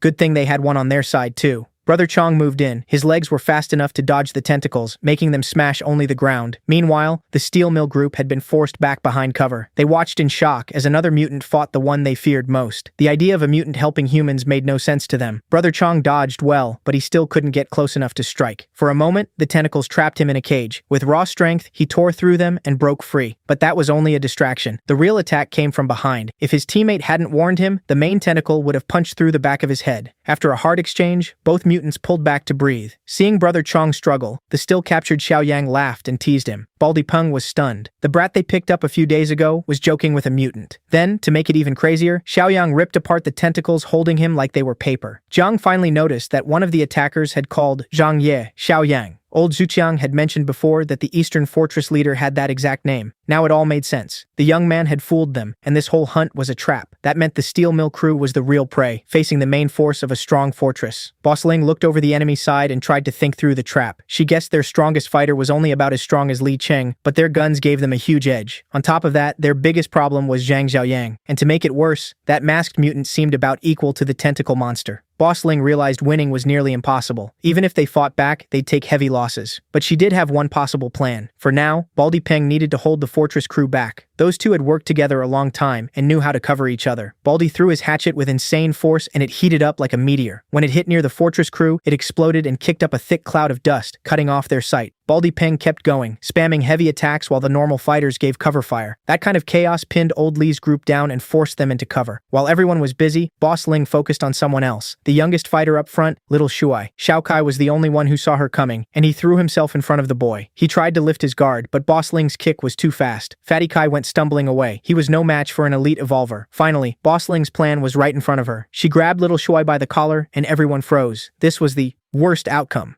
Little Shuai didn't want to become a hostage, and he struggled hard, but couldn't break free. To stop him from fighting back, Boss Ling punched him straight in the face. The one hit hardest by that wasn't the boy, it was the tentacle monster. Roaring for his son, it flew into a rage. Brother Chong used that opening to rush in and get into position. While perched on the monster's shoulders, he noticed something strange. The beast was ignoring him. Xiaoyang told Brother Chong to let go of the big guy. That only confused him more, but Xiaoyang could tell the monster was ready to risk everything for something that mattered most. Getting in its way was a bad idea. With her hand around Little Shuai's neck, Boss Ling warned the fortress crew she'd snap the boy's head off if they didn't drop their weapons. Li Hongli begged her to take him instead of the kid. Seeing the fortress crew panic, Boss Ling felt great about her hostage play. If anything happened to Little Shuai, how could they ever face his mother back at camp? Boss Ling repeated her demand. Drop every weapon and back up 100 meters. Old Li chose the safe option and lowered his gun, telling the others to do the same. They had no leverage, but Boss Ling still wasn't done. Next, she ordered the masked mutant to kill the tentacle monster. She was so caught up in her control that she missed the attack coming. The tentacle monster shot at her like a missile, forcing her to drop the hostage and leap away. A few unlucky goons got caught in the path and were torn apart. Baldy Peng watched in horror as another revolver under him was turned into a bloody mess. Boss Ling had assumed the masked mutant was holding the main threat down, but when she looked at Zhang Xiaoyang, he was just grinning at her. The mutant stood beside him, and both of them were barely even paying attention to the fight. Li Hongli yelled for Little Shuai to run, but tentacles had already closed around him. Xiaoyang told everyone not to panic. Little Shuai was safe. Safe tentacles, basically. Of course, nobody understood what he meant. All they saw was the boy wrapped in deadly tentacles. But somehow this time the monster held him gently while calling him son. Xiaoyang then reminded them he'd promised to keep Jiang Shengji's wife and son alive. Yeah.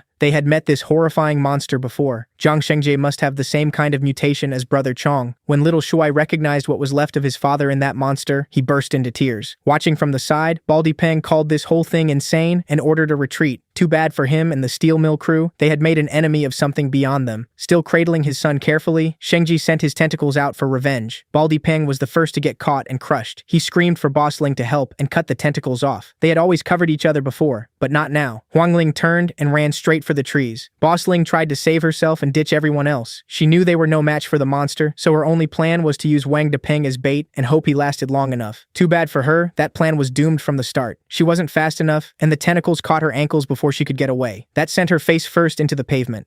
Her glasses shattered and her nose went with them. Right away, she knew this was about to get ugly. The tentacles dragged her back into the park without mercy. Baldy Peng actually smiled. She had tried to throw him away, so seeing her dragged back felt like justice. Even so, Peng still wanted to use whatever help he had left, so he turned to Li Cheng. Before that loyal idiot could help the boss who had already sold him out, Zhang Xiaoyang blinked behind him for a quick word. His offer was simple. Stay still, and Li Cheng gets to live. Xiaoyang was letting the tentacle monster handle the rest. Pure slaughter. It started with Baldy Peng. His shiny bald head got slammed into the ground. The first hit left him dizzy, probably a concussion on the spot. Then Shengji finished the job fast. The tentacles whipped him apart with brutal force until flesh, guts, and eyes were all mixed together. With Baldy Peng gone, Boss Ling was next. Her strength meant nothing in that crushing grip. Now her life was in those dark, slimy tentacles. Her death was slow and cruel as the pressure kept rising until blood poured from every opening. The crushing only got stronger until she was reduced to a lump of meat. Shengji gave her the worst death possible for taking his son hostage. With the last boss dead, Nemesis of Evil Volume 3 was complete. Xiaoyang earned 80 more points, bringing his total to 151. Now he finally understood why the mission mentioned a possible ally. Somehow he had gained another mutant. Then he turned to Li Cheng, who clearly had questions. First, he asked if Xiaoyang was the leader of the East Fortress.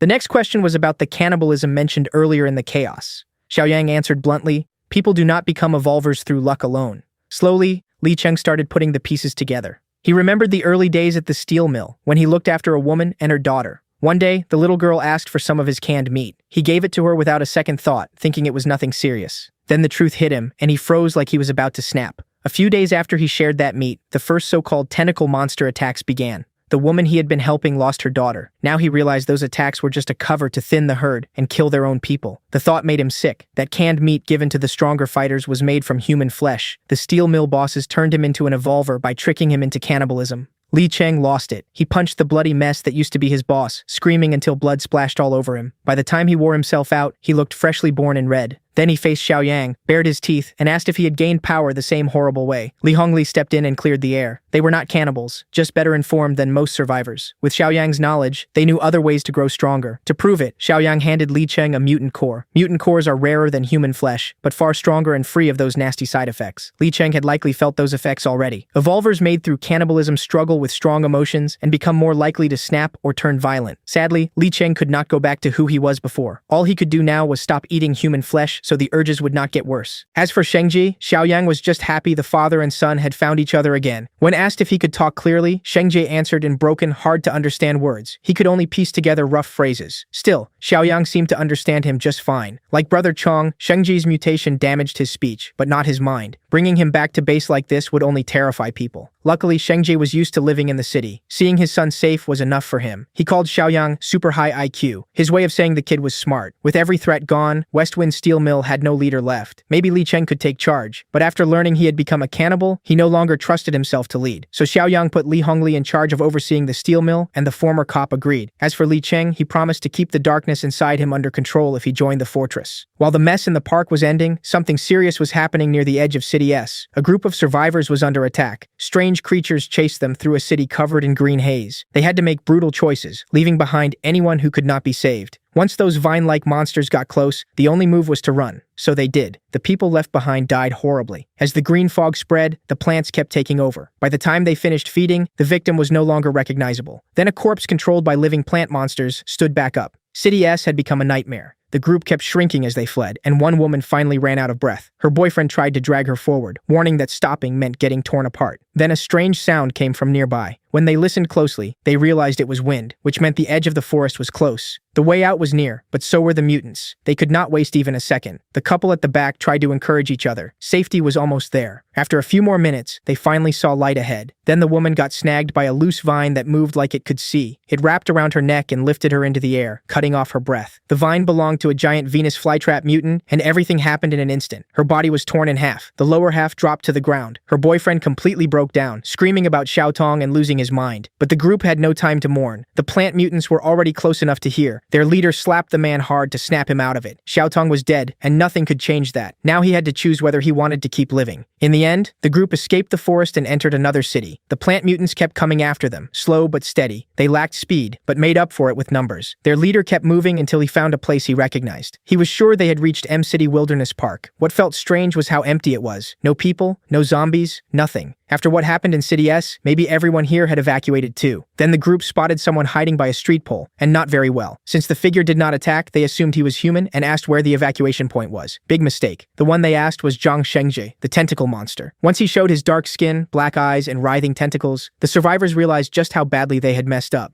They took off running again, and did not stop until they thought the monster was gone. Then they wondered if even the land outside the forest had already fallen. Before they could rest, the plant hunters found them again. Now they were trapped. The mutants had surrounded them from every side. The survivors began to break. Some thought they might have lasted longer if they had stayed in the forest. Maybe Xiaotong would still be alive. As the plant mutants closed in, the men faced a grim choice. Their leader looked ready to kill himself before letting those creatures do it. Luckily, it did not come to that. Shengji's tentacles shot across the street and ripped the heads off the weaker plant mutants with ease. This was his turf, and he was not letting invaders into the park. Back at the eastern fortress, Zhang Xiaoyang stood under the moon, quietly staring over everything he had built. His utopia plan is going great. The community score is now 62, and his shop points hit 231. At this point, Xiaoyang is basically rich. With that many points, the daily shop feels pretty nice. Today he can get a level 2 armed deterrence box for 20, a level 2 black tech box for 50, or a level 3 superpower awakening box for 100. That last item even shocked Xiaoyang. He instantly started spending and cleared the whole shop. The armed deterrence box gave him an armored jeep. The black tech box had another physical enhancement serum, and the superpower box gave him a level 1 enslavement mark. That skill lets him enslave one living thing, but he has no reason to use it yet. Brother Chong, Brother Shengje, and Li Cheng are all still steady. Right after that shopping spree, a new chance to earn points appeared. The mission called Weed Control Volume 1 had officially started. At first, he thought it was just about gardening. Then Brother Shengji updated him about the army of plant mutants moving in, and the mission made a lot more sense. Later that night, people from the fortress gathered outside the wall to carefully watch the tentacle monster. Shengji brought the survivors he saved to the east side to meet the boss, dragging a plant mutant corpse along for inspection. From the crowd, Shengji's wife and son ran to him in joy. He could say the words, but wife was gone from his brain, so he called her, "Marry me." Even now, Xiaoyang is the only one who can easily understand his broken way of talking. The family reunion was strange but sweet, with tears and hugs all around. Xiaoyang wasted no time and started checking the dried-up mutant corpse. Shengji tried to explain, but he didn't have enough words to tell it clearly, so the survivor leader took over. They came from City S and were driven out by these plant mutants. City M isn't safe either, but it's still in much better shape than City S. On the way to the fortress, the new group saw plenty of zombies wandering around. Xiaoyang sent one of his men to bring back the armored jeep he had parked 2 blocks away. Tonight, he wants to check the border between the two cities. With the armored jeep and the survivor guiding them, they got there smoothly. Only a few hours had passed, but the vines had already grown much taller and spread even farther. To understand the problem better, Xiaoyang wants to head deeper into the jungle. The survivor had just escaped that nightmare, so of course he wanted no part of going back. But ignoring it isn't an option. If this keeps up, the nearby Westwind steel mill will be swallowed, and both production and daily life will take a hit. Still, before pushing deeper in, Xiaoyang decides something else should come first. He wants his people stronger, so they can handle danger without relying on him every time. Old Li and the new steel mill crew will join too. For the next few days, everyone is going on a big hunting run. As for the steel mill, another mutant is lurking nearby, and it's been feeding on zombies. Luckily, they won't have to deal with that ugly thing for long. Tonight, Xiaoyang moves like an assassin. With one clean slash, he killed the zombie-eating mutant. Once the big threat was gone, the rest of the crew could really cut loose with their guns. They poured bullets into the normal zombies marching through the city. Under Xiaoyang's command, they searched the bodies and collected mutant cores. They kept repeating the process, slowly building up their supplies. What they didn't know was that an overfed evolver had been roaming the city, hunting for fresh human meat. Normal zombies aren't a threat to him at all. He can kill regular walkers with ease. Since humans have become harder to find, he's been stuck roasting zombie meat. All he really wants is clean human flesh. And luckily for him, the smell of his favorite food is drifting right to him. Under Li Hongli, the steel mill has been running better, but their new guns are making some guards way too cocky. Some are even leaving the perimeter just to shoot zombies for fun. That's the scent the buff evolver picked up. He licked his lips, craving the best kind of meat. Humans who haven't eaten their own kind. The so-called pure humans. Still, he isn't stupid. He can tell those people have heavy firepower, so charging in alone would be risky. He knows he should wait a few more days, but just thinking about waiting makes him drool like a starving dog. Back at the fortress, Xiaoyang is messing with the system shop again. After that, he calls everyone together. They've been hunting as a team for 3 days now. He tells Li Hongli and Zhang Qi to divide up all the gains. Old Li objects, saying they can't keep all the resources when everyone helped with the hunts. Xiaoyang shuts that down. The others already have plenty of guns and ammo. What they need now is a few elite fighters, not a bunch of half-grown evolvers from spreading cores evenly. Besides, everyone trusts his judgment. Xiaoyang has never led them wrong. As for Shanshan, he has something different in mind. He brings her into a private room, just the two of them. A little nervous, she asks what he's about to do. Outside, little Shuai, Wanwan, Zhangqi, and Brother Chong listen in. All they hear is the boss telling her to bear with the pain. A few minutes later, the door opens and catches the whole nosy group. Zhangqi awkwardly swallows and blurts out that Brother Xiaoyang finished pretty fast. They really thought he and Shanshan were doing that. Still, it's good Zhangqi is there. Shanshan is holding her arm, and an empty syringe sits on the table. So yes, she did get poked. After taking in so many mutant cores, Zhangqi has become one of the settlement's strongest fighters. Now Xiaoyang wants him to spar with the newly boosted Shanshan. Zhangqi refuses at first. He says he doesn't hit girls. So Xiaoyang tells Shanshan to slap him, and not to hold back. Zhangqi feels pretty confident in his toughness after all those mutant cores. Then Shanshan slapped him so hard it nearly wrecked his jaw and twisted his whole face. Brother Chong and Xiao Kai had to step in and stop things. Shanshan is stunned by her new strength. Xiaoyang had injected her with a physical enhancement serum, putting her just below Brother Chong. Zhangqi clearly thought he ranked much higher than that. And of course, Xiao Kai couldn't resist clowning him for looking so miserable. Once everything was ready, Xiaoyang gave everyone their roles for the forest mission. Along with his best fighters, he chose the new survivor leader to guide them. The man shut that down immediately immediately. He escaped that place once and swore never to return. Li Cheng mocked him for backing out, but the man had a point. He had no family or friends left in that city, so he'd rather stay in the fortress and work. So the guy who lost his girl volunteered to be their guide instead. Meanwhile, in the western suburbs, the buff evolvers are searching building after building for someone. His brain is getting slower every day. If he doesn't eat fresh human meat soon, it'll only get worse. While he was banging on his head, he heard another pounding sound in the distance. He rushed over, following the noise. When he opened the metal door of an abandoned building, he found two couples going at it like wild animals. The buff evolver cleared his throat to make them stop and look at him. All four recognized him right away, and none of them were glad to see him. He told them he wasn't here to steal this time. He came with information. The women didn't trust a word he said. Everyone there had already accepted being half monsters, so lying would be pointless. He swore he was telling the truth. He found a group of pure humans, heavily armed, and wanted help hunting them. The half monsters crowded around him, watching every move and word. In the end, they agreed to trust him this once. If he was lying, they'd just eat him. Just like that, he was welcomed into the group. Then the redhead half monster gave him a very warm welcome of her own, and he wasn't about to turn that down. While that weird scene played out in the city, Xiaoyang's team had reached the border. Their guide is Zhu Xinkai, the man still grieving his girl, and Xiaoyang praises his courage. Xinkai says he wants revenge on the plant mutants that killed her. On top of that, his parents are still trapped in the jungle. Xiaoyang takes point, Li Cheng guards the rear, Brother Chong and Shengji cover the left and right, and Xinkai stays in the middle. Xiaoyang only took this dangerous trip to stop the jungle from spreading into his land. Any rescue comes second. Suddenly, a wet vine dropped and splashed sticky slime on his face. Xinkai instantly went on alert. He had seen that slime before and shouted for the boss to move, but it was too late. The slimy vine wrapped around Xiaoyang's neck like a python. Then the giant Venus flytrap appeared, the same monster that bit Xiaotang in half. No one had ever escaped its mouth before, but that was about to change. Xiaoyang grabbed the vine and pulled without fear. He yanked so hard the creature's nasty insides came spilling out. Xinkai was stunned and could barely speak. The guts dropped to the ground with a heavy thud in front of the boss.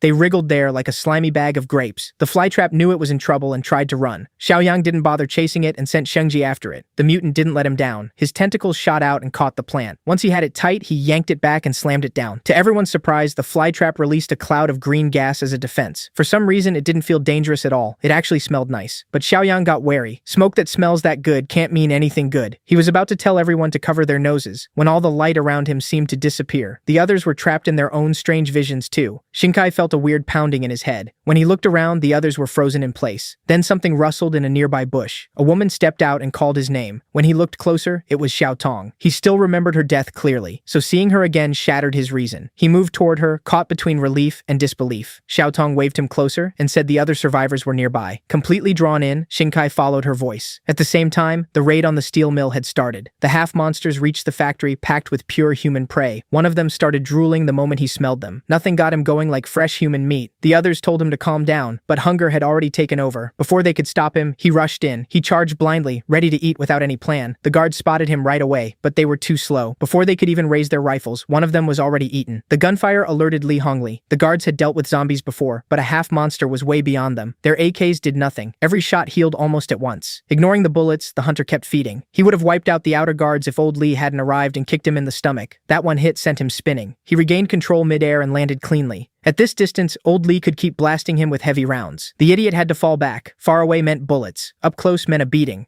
Old Li ordered his men to carry the wounded to the infirmary and stop the bleeding. The half-monster limped back to his group, hurt and humiliated. He didn't even make it all the way before collapsing. His group showed no pity. They had warned him to wait, but he was too stupid to listen. He snapped at them to quit messing around and bring him meat so he could heal. But that's not how their group works. If you're weak and dumb, you get left behind. Even then, he was still arrogant. Annoyed by his whining, one of the girls crushed the back of his neck until he stopped moving. Less mouths to feed meant more meat for the rest. With that, the 4 remaining half-monsters made a plan to get inside the factory. While the boys were still thinking, the girls already had the answer. They still looked human, so they could just walk in through the front gate. Back in the woods, Xinkai hesitated when he felt something unnatural pulling him toward Xiao Tong. The fake was getting impatient, and her disguise was starting to fail. Before she could touch him, a flying knife cut off the shapeshifter's head. For the second time in just a few days, Xinkai had to watch his girl die. The knife came from Xiaoyang, who had also been briefly caught by the illusion. Still shaken, Xinkai turned his anger on the boss. Xiaoyang made him look at the bushes again. Little by little, the bloody illusion faded, and the truth showed itself. It was only a tangled mass of vines. After that, Xiaoyang went around snapping the others out of their illusions. Li Cheng felt like years had passed, and even the 2 mutants had been affected. Xiaoyang guessed the flower had released some kind of hallucinogenic gas. To learn more, he cut into the vine bundle to study its insides. But the thing he killed was only a puppet, not the real body. The vines ran deep underground, so the main body was probably far away. While following the roots, he dug up something odd. It looked like a potato or taro, maybe some kind of storage organ for the plant. Just in case, he tossed it into his dimensional space. Maybe it was edible. Then he asked Jinkai what he knew about these plant monsters, but Jinkai only knew they were dangerous. Old He might know more. Old He was an expert from the Agricultural and Forest Research Institute. Before Jinkai escaped, the old man had been staying in a high-rise camp. Wanting answers, Xiaoyang changed course to find him. Back at the steel mill, the half-monsters put their simple plan into action. Red limped to the front gate, acting scared and worn out while making sure her body was still on display. To make it more convincing, she stumbled and fell near the gate. One of the guards on the wall spotted her. The others quickly gathered, thinking a survivor was running for shelter. But protocol started slipping the moment they got a good look at Red. One guard wanted to report her first, but another just wanted to bring her inside. Red cried for help, and the fool bought all of it. From a distance, the other half-monsters watched with amusement. Even they had to admit Red was doing a great job. Of course, the other girl refused to be outdone. She insisted she could do even better. Either way, Red had basically secured a way into the human nest. Back in the woods, the group struggled through the dim jungle, but they reached the next city without more trouble. Once they got close to the old camp, someone from inside called Jinkai's name. It was his Aunt Yang, peeking out from behind a wall. Normally, he would have run straight to her, but after what happened earlier, he stopped himself. He rubbed his eyes, and Xiaoyang laughed, telling him the gas had already worn off. On the other side, Aunt Yang's camp was panicking too. They weren't sure if the people coming out of the woods were enemies. Some wanted to pull Jinkai to safety, while others doubted it was even really him. Aunt Yang chose violence first. She led a few men forward and attacked, hoping to catch them off guard. Shengji could have wiped them out easily, but Xiaoyang told everyone to stay calm. A few arrows flew at them, and the boss slapped them away with his bare hands. Then he shouted for the strangers to stand down, and they actually paused. Shinkai stepped between both sides and told his aunt these people weren't enemies. Aunt Yang seemed to accept that and told her men to stop firing. Shinkai explained that Xiaoyang's group came from outside the jungle. When she asked about the others, he had to admit that half his group had been killed or hurt, including Xiaotong. When he asked to be let inside, the people in the city hesitated. The main problem was Brother Chong and Shengji. Xiaoyang stepped in and tried to reassure them. He even asked the two mutants to help calm everyone down. Brother Chong took off his mask and said that even if he looked ugly, he was gentle. Shengji just flexed and let everyone stare. Xiaoyang was embarrassed. He really thought they'd act normal. After a long pause, Aunt Yang finally let them in. Back at the steel mill, Shanshan returned to the front gate after checking on the west side. He radioed old Li to open the gate. Before going in, her sharp senses caught something hostile nearby. It was faint and vanished fast. The half-monsters quickly hid their bloodlust again. Old Li opened the door himself for Shanshan. Once she was inside, the half-monsters finally relaxed. They had almost been found out. All three sensed that Shanshan was an evolver, and a pure one at that. They were shocked, but all they could think about was how good she would taste and how much stronger eating her might make them. Shanshan went straight to the infirmary to check the men attacked earlier. Xiaoyang had put her in charge of the infection inhibitors in case something like this happened. Old Li wasn't sure. His men had been bitten for hours and still showed no symptoms, so the attacker probably wasn't a zombie. With everyone confused, Red claimed she knew what was going on. She said mutated humans had gathered in the western suburbs to hunt people. Old Li had never seen her before, but she sounded like she knew something. Crying, Red added that these mutants were smarter and worse than zombies, and that she only escaped one because she found a bike. To old Li, that sounded like she had brought the problem right to his doorstep. Red quickly apologized, and the guard simping for her instantly defended her and blamed old Li instead. Li Hongli said he only wanted intel on the enemy, so Red warned them to brace for another attack. Since Red barely had any clothes on, old Li told her to rest first. As everyone else left, Shanshan stayed behind and kept watching the newcomer. She couldn't explain it, but Red gave her a bad feeling. In the end, she blamed it on stress and paranoia from all the pressure lately. Back in City S, the group reached a high-rise standing in green smog. Xiaoyang asked why the survivors chose this place instead of stronger buildings nearby. The answer was simple. Down on the ground, people die. The green fog gets thicker closer to street level, and too much of it can turn a person into a plant mutant. Only buildings 10 floors up or more are safe enough. They climbed the stairs while talking. At the top, Xiaoyang finally met Professor He and filled him in on the jungle, the outside world, and the trouble in the other city. After that, he brought Brother Chong and Shengji in to meet the people living in the high-rise. As for T City, B City, or places overseas, nobody had any news. So far, there was no organized rescue. Everyone was on their own. Then Xiaoyang showed the professor the strange potato he had dug up and asked what it was. Professor He said it was the tuber of those plant mutants. It can be eaten, and the people here had been surviving on it for a while. Without the food shortage, they never would have touched something so creepy looking. Still, finding a usable food source was huge. Their talk was cut short by an emergency outside. Without the food shortage, they never would have touched something so creepy looking. Still, finding a usable food source was huge. Their talk was cut short by an emergency outside.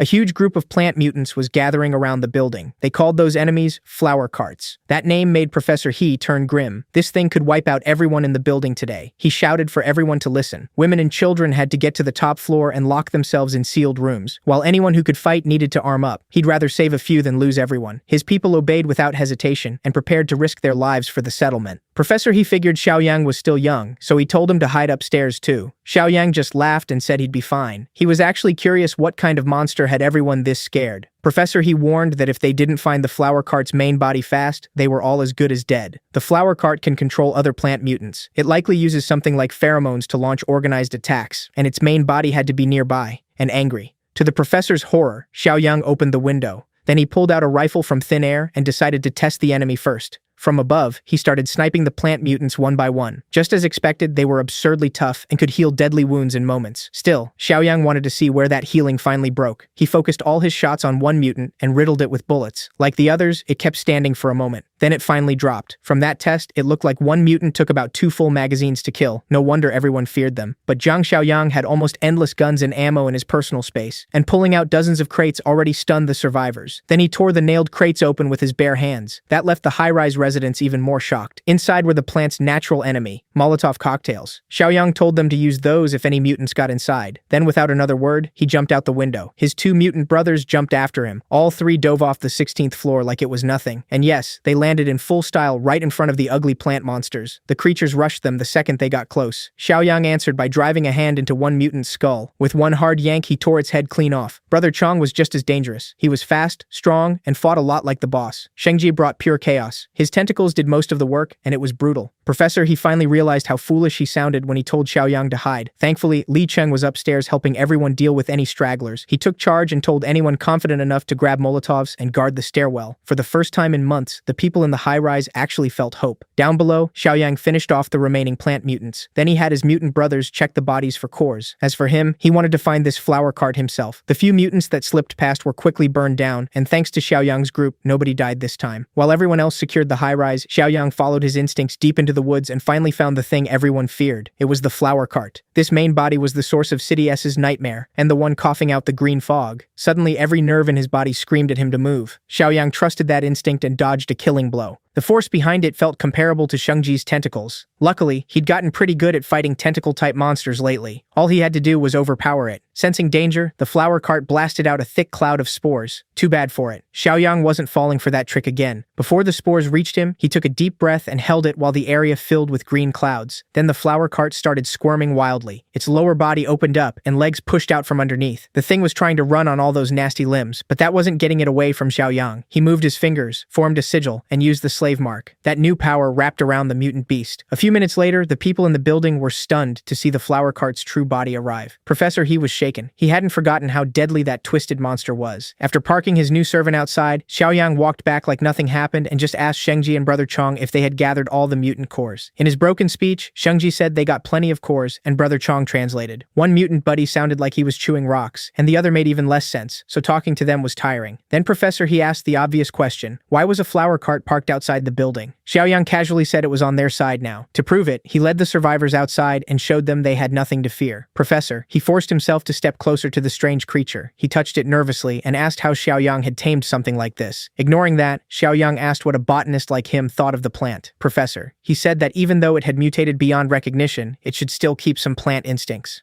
Plants compete just as fiercely as animals, only instead of prey, they fight for sunlight. Trees grew taller to grab more light, while lower plants adapted in other ways. That's why thick forests usually have less grass below. His guess was that the flower cart turned violent because it lost that early advantage during mutation. Without sunlight, it adapted to feed on living creatures instead. Just then, the flower cart stretched out a vine. It reached toward Xiaoyang, and Li Cheng instantly pulled a tiny knife to protect his boss. Xiaoyang told him to relax and let it happen. With the slave mark on it, the thing couldn't betray him. The vine was aiming for his spine. When it touched his skin, it sent something straight into his nerves. The flower cart confirmed Professor He's guess. City S had become a war zone for mutant plants, and they now fed on animals and humans. Now that the giant mutant plant served him, its survival had become Xiaoyang's responsibility. To show trust, the flower cart opened up and revealed its glowing core. Then it willingly offered that soft core to its new master. The moment it touched Xiaoyang's palm, it merged into his body. Li Cheng, of course, got worried, but this was just a ritual that sealed the bond between master and servant. To test what he gained from it, Xiaoyang flicked out his hand. A mass of vines burst out from nowhere with heavy force. They wrapped around a nearby tree and locked it tight. With one thought, Xiaoyang crushed the thick trunk in half. Shengji was stunned. The vines looked even stronger than his tentacles. At that moment, Xiaoyang unlocked the gardener achievement and gained 150 points. While City S was being freed, the Western steel mill came under attack from an unknown threat. Red, the cannibal mutant, kept setting traps, and the steel mill survivors kept falling for them. A knock came at her door, so she put on a weak, helpless face and opened up for a man bringing her a late-night snack, one she found very appealing. She was very good at acting like a girl who needed saving. The guy played the caring hero, acting worried about the new girl. Red pulled him closer and thanked him in a way that clearly tempted him. He took that as an invitation. The idiot lunged at her, but Red quickly backed into her room like she was scared. To his credit, he apologized for reading the moment wrong. But that wasn't it. Red just wanted to move things outside since the walls were thin. Of course, he followed. It worked perfectly. Outside the mill, the two got loud and carried on. When it was over, the guy was completely hooked, dazed by Red's looks and skill. They'd already swapped plenty of bodily fluids, and he still hadn't even asked her name. Then the mood broke when he spotted something nearby. He noticed a torn sleeve from his friend's jacket sticking out of a dirty plastic drum. When he lifted the lid, he found mangled guts and a bloody mush he could barely recognize. That was when Red attacked, locking her claws around his neck. At least the poor guy got one last good time before she ate him. Outside the steel mill, Red's group was still hiding nearby. Musclehead got caught sleeping and took a hit to the back of the head. He was supposed to be on watch, and Baldy had no patience for someone nodding off. This mattered. They had to be ready when Red finally gave the signal to attack. While they argued, Blondie started getting nervous about Red not signaling back. It was starting to look like Red was keeping all that fresh meat in the mill for herself. So the three went around the factory to look for signs of that selfish traitor. Their sharp sense of smell led them to drums full of blood and guts. That confirmed it. Red had gone solo. Blondie told them the fix was simple. If Red could seduce her way in, so could she. Baldy hated the idea. One glutton was bad enough. Sending another one in sounded stupid. Musclehead stepped between them and argued that Blondie had a point. She was their best shot at getting inside now. Baldy knew that too. He finally agreed, but warned that if Blondie pulled the same stunt as Red, he'd storm in and kill both traitors, even if it cost him his life. After a bit more talk, they reused the same plan that had worked before. Blondie put on a helpless act and knocked at the gate. The guards at the entrance immediately raised their pistols. Nearly crying, Blondie claimed zombies had chased her and she barely made it out alive. The guards looked her over and got excited, saying they were lucky to find another beauty so soon after the last one. Some even thought Blondie had the better body. They were about to let her in without a proper check when Red suddenly rushed out and warned them not to trust her. She claimed Blondie was the mutant that had tried to eat her before. Red screamed for them to shoot the flesh-eating witch. Believing her, the guards emptied their guns at Blondie and drove her away from the gate. Blondie felt the bullets tear through her body, leaving deadly wounds. Full of holes, she stumbled and accidentally exposed what was under her short dress. The guards ran inside to grab gasoline and burn the body. That gave Blondie just enough time to recover and escape. Somehow all three left without guarding her while they reported everything to Brother Lee and Sister Sean. By then, Blondie had already dragged herself back to her group. After using the last of her strength to return, she collapsed at their feet. Knowing she was damaged now, Blondie begged them to spare her and swore she'd obey from now on. Baldy didn't care. They were the same kind, and they all knew what it meant to be compromised. He grabbed a huge boulder with one hand and raised it over his head. They could always make another plan to get the settlement's food, but before he could smash her skull, Baldy was the one whose blood spilled first. Musclehead stepped in and slit his throat from behind. Baldy's bald head dropped to the ground. Musclehead licked the blade clean and enjoyed the blood. Blondie thanked him again and again, and he said she'd get Baldy's arm and leg, just enough meat to heal a little. He planned to eat the rest himself. Blondie knew greed drove him. If she had died instead, he'd only get scraps. By killing Baldy, he took control and the biggest share. Back inside the steel mill, the leaders finally noticed more and more people going missing. Li Hongli was under pressure. What kind of leader lets this happen right under his nose? Fed up with the mystery, Shan Shan decided to handle it herself. She searched the outer area of the mill for any clue. It didn't take long for her to find the bloody drums filled with butchered remains. She brought armed men over, and they confirmed part of their man's torn jacket was mixed in with the gore. They even spotted Horndog's shoe floating inside. Red started feeling cornered. Baldy's group must have found her dumping spot and left the evidence exposed. Shan Shan found no signs of a fight in or around the settlement, and the night had been quiet, so she turned to the newcomer and asked what it all meant. Realizing she was done for, Red started trembling. Her usual tricks wouldn't work on Shan Shan. Sister Shan drew her blade at once and hurled it straight at Red's vital spots. For a second, Red felt death coming. Just before it hit her chest, Red snapped out of it and dodged with inhuman speed. The knife flew past and wrecked trees behind her. Shan Shan had been the only one suspicious of Red from the start, and now she had proof. Red knew she was fully exposed now. Her easy food scheme was over. Desperate, she lunged at the nearest man she could reach. She pulled out a hidden knife and took him hostage, threatening to cut his throat if anyone moved. Shan Shan shot back that if Red killed one more of their people, she wouldn't leave alive. Red couldn't stand being cornered by a young woman. If it came down to it, she'd die taking a few people with her. She slowly backed away from the crowd, still threatening to open her hostage's neck. Once she got far enough, Red snatched the man's gun and kicked him away. She shot him in the ass out of spite and ran from the steel mill. Staying calm, Shan Shan raised her gun and took careful aim. She fired and hit the cannibal several times. Red kept running even as blood poured from the new holes in her body. Not wanting to let her escape, Shan Shan rushed for her bike to chase her down. Li Hongli stopped her. They didn't know if Red had partners waiting outside, so the settlement had to lock down first.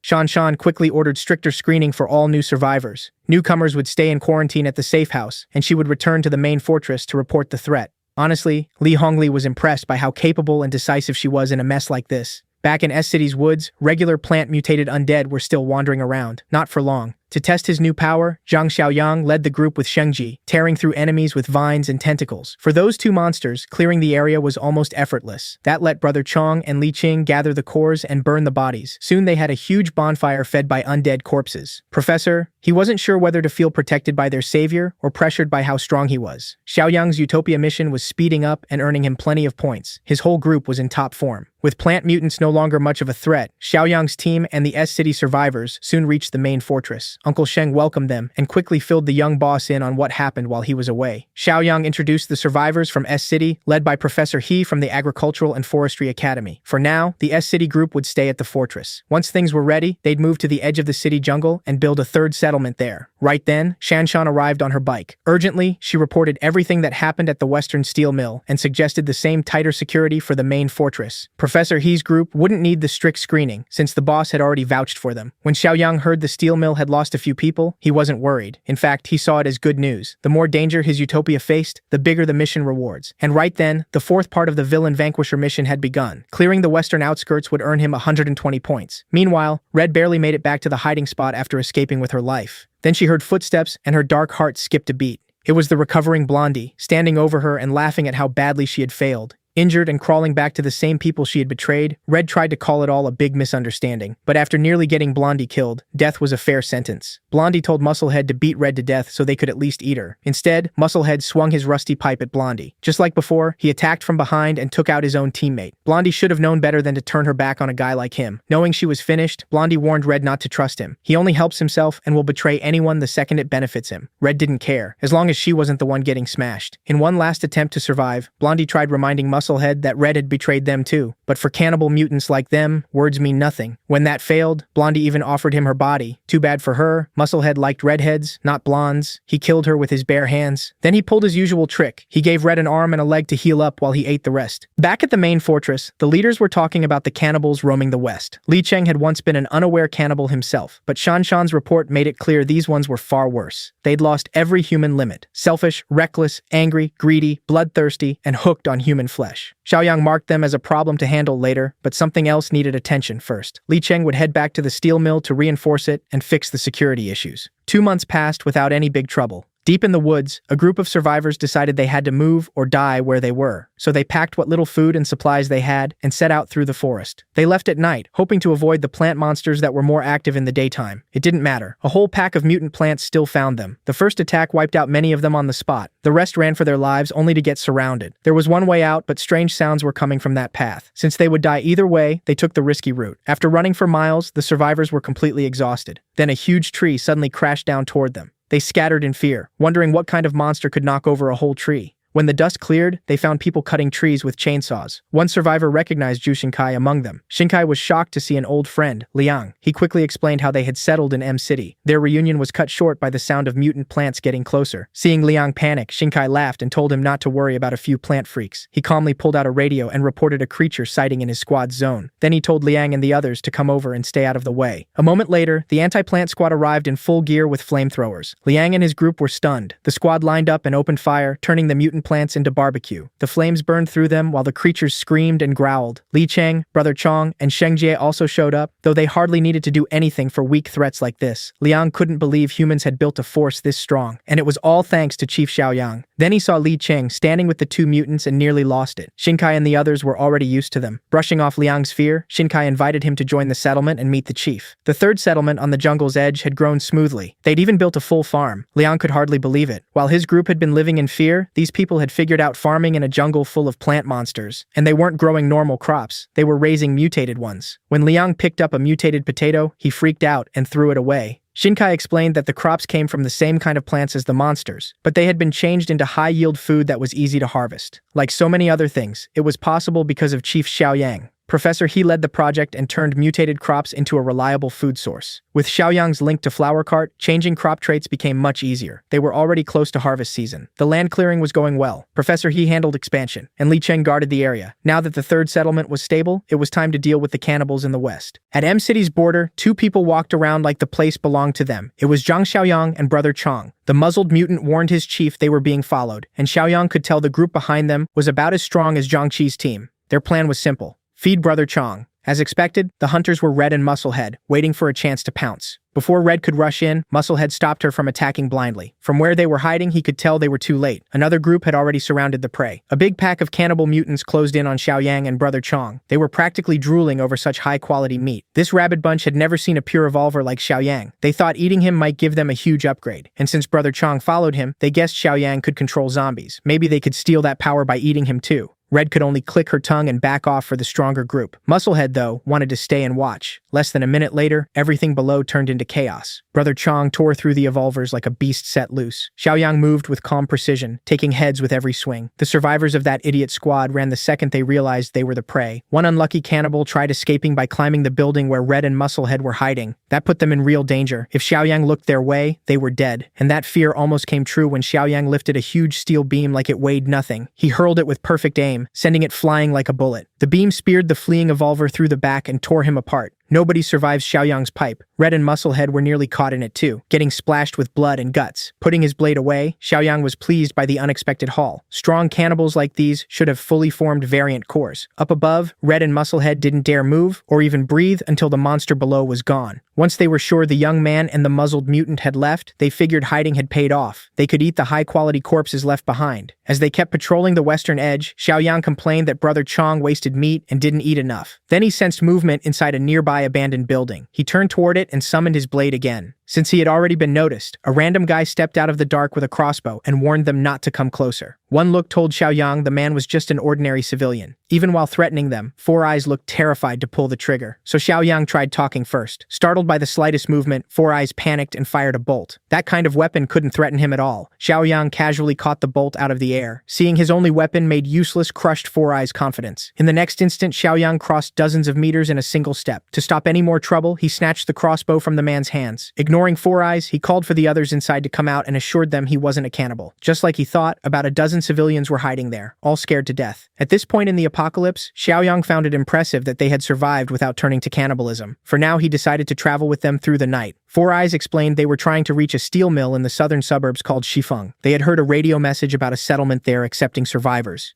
But along the way, they realized normal people couldn't survive the cannibals roaming the suburbs. Later, they heard about another human settlement in the northern outskirts that was actively hunting cannibals, and the rumor seemed real. People said the place was called Jifeng, and that its leader was strong enough to fight 5 or 6 cannibals alone without breaking a sweat. Still, the western outskirts had at least 1,000 cannibals. One man couldn't protect everyone. Four Eyes believed cannibal evolvers usually hunted alone and rarely grouped up, though some in his party disagreed. Four Eyes insisted that if cannibals really worked together in big groups, survivors like them would have been wiped out by now. But one man disagreed. He still wanted to go to Zifeng Steel Mill and hoped to find his brother there, even if the odds were almost zero. He also worried the people at Zifeng might be cannibals. Four Eyes wasn't completely wrong, though. The old rulers of the steel mill really were monsters, but their new leader was standing right in front of them. Xiaoyang calmly told them he killed the evolvers who used to control the place and changed how it was run. Hearing that, the man tearfully said his brother was Li Cheng, a former deputy officer from the southern suburbs, the same Li Cheng now in the chief's inner circle.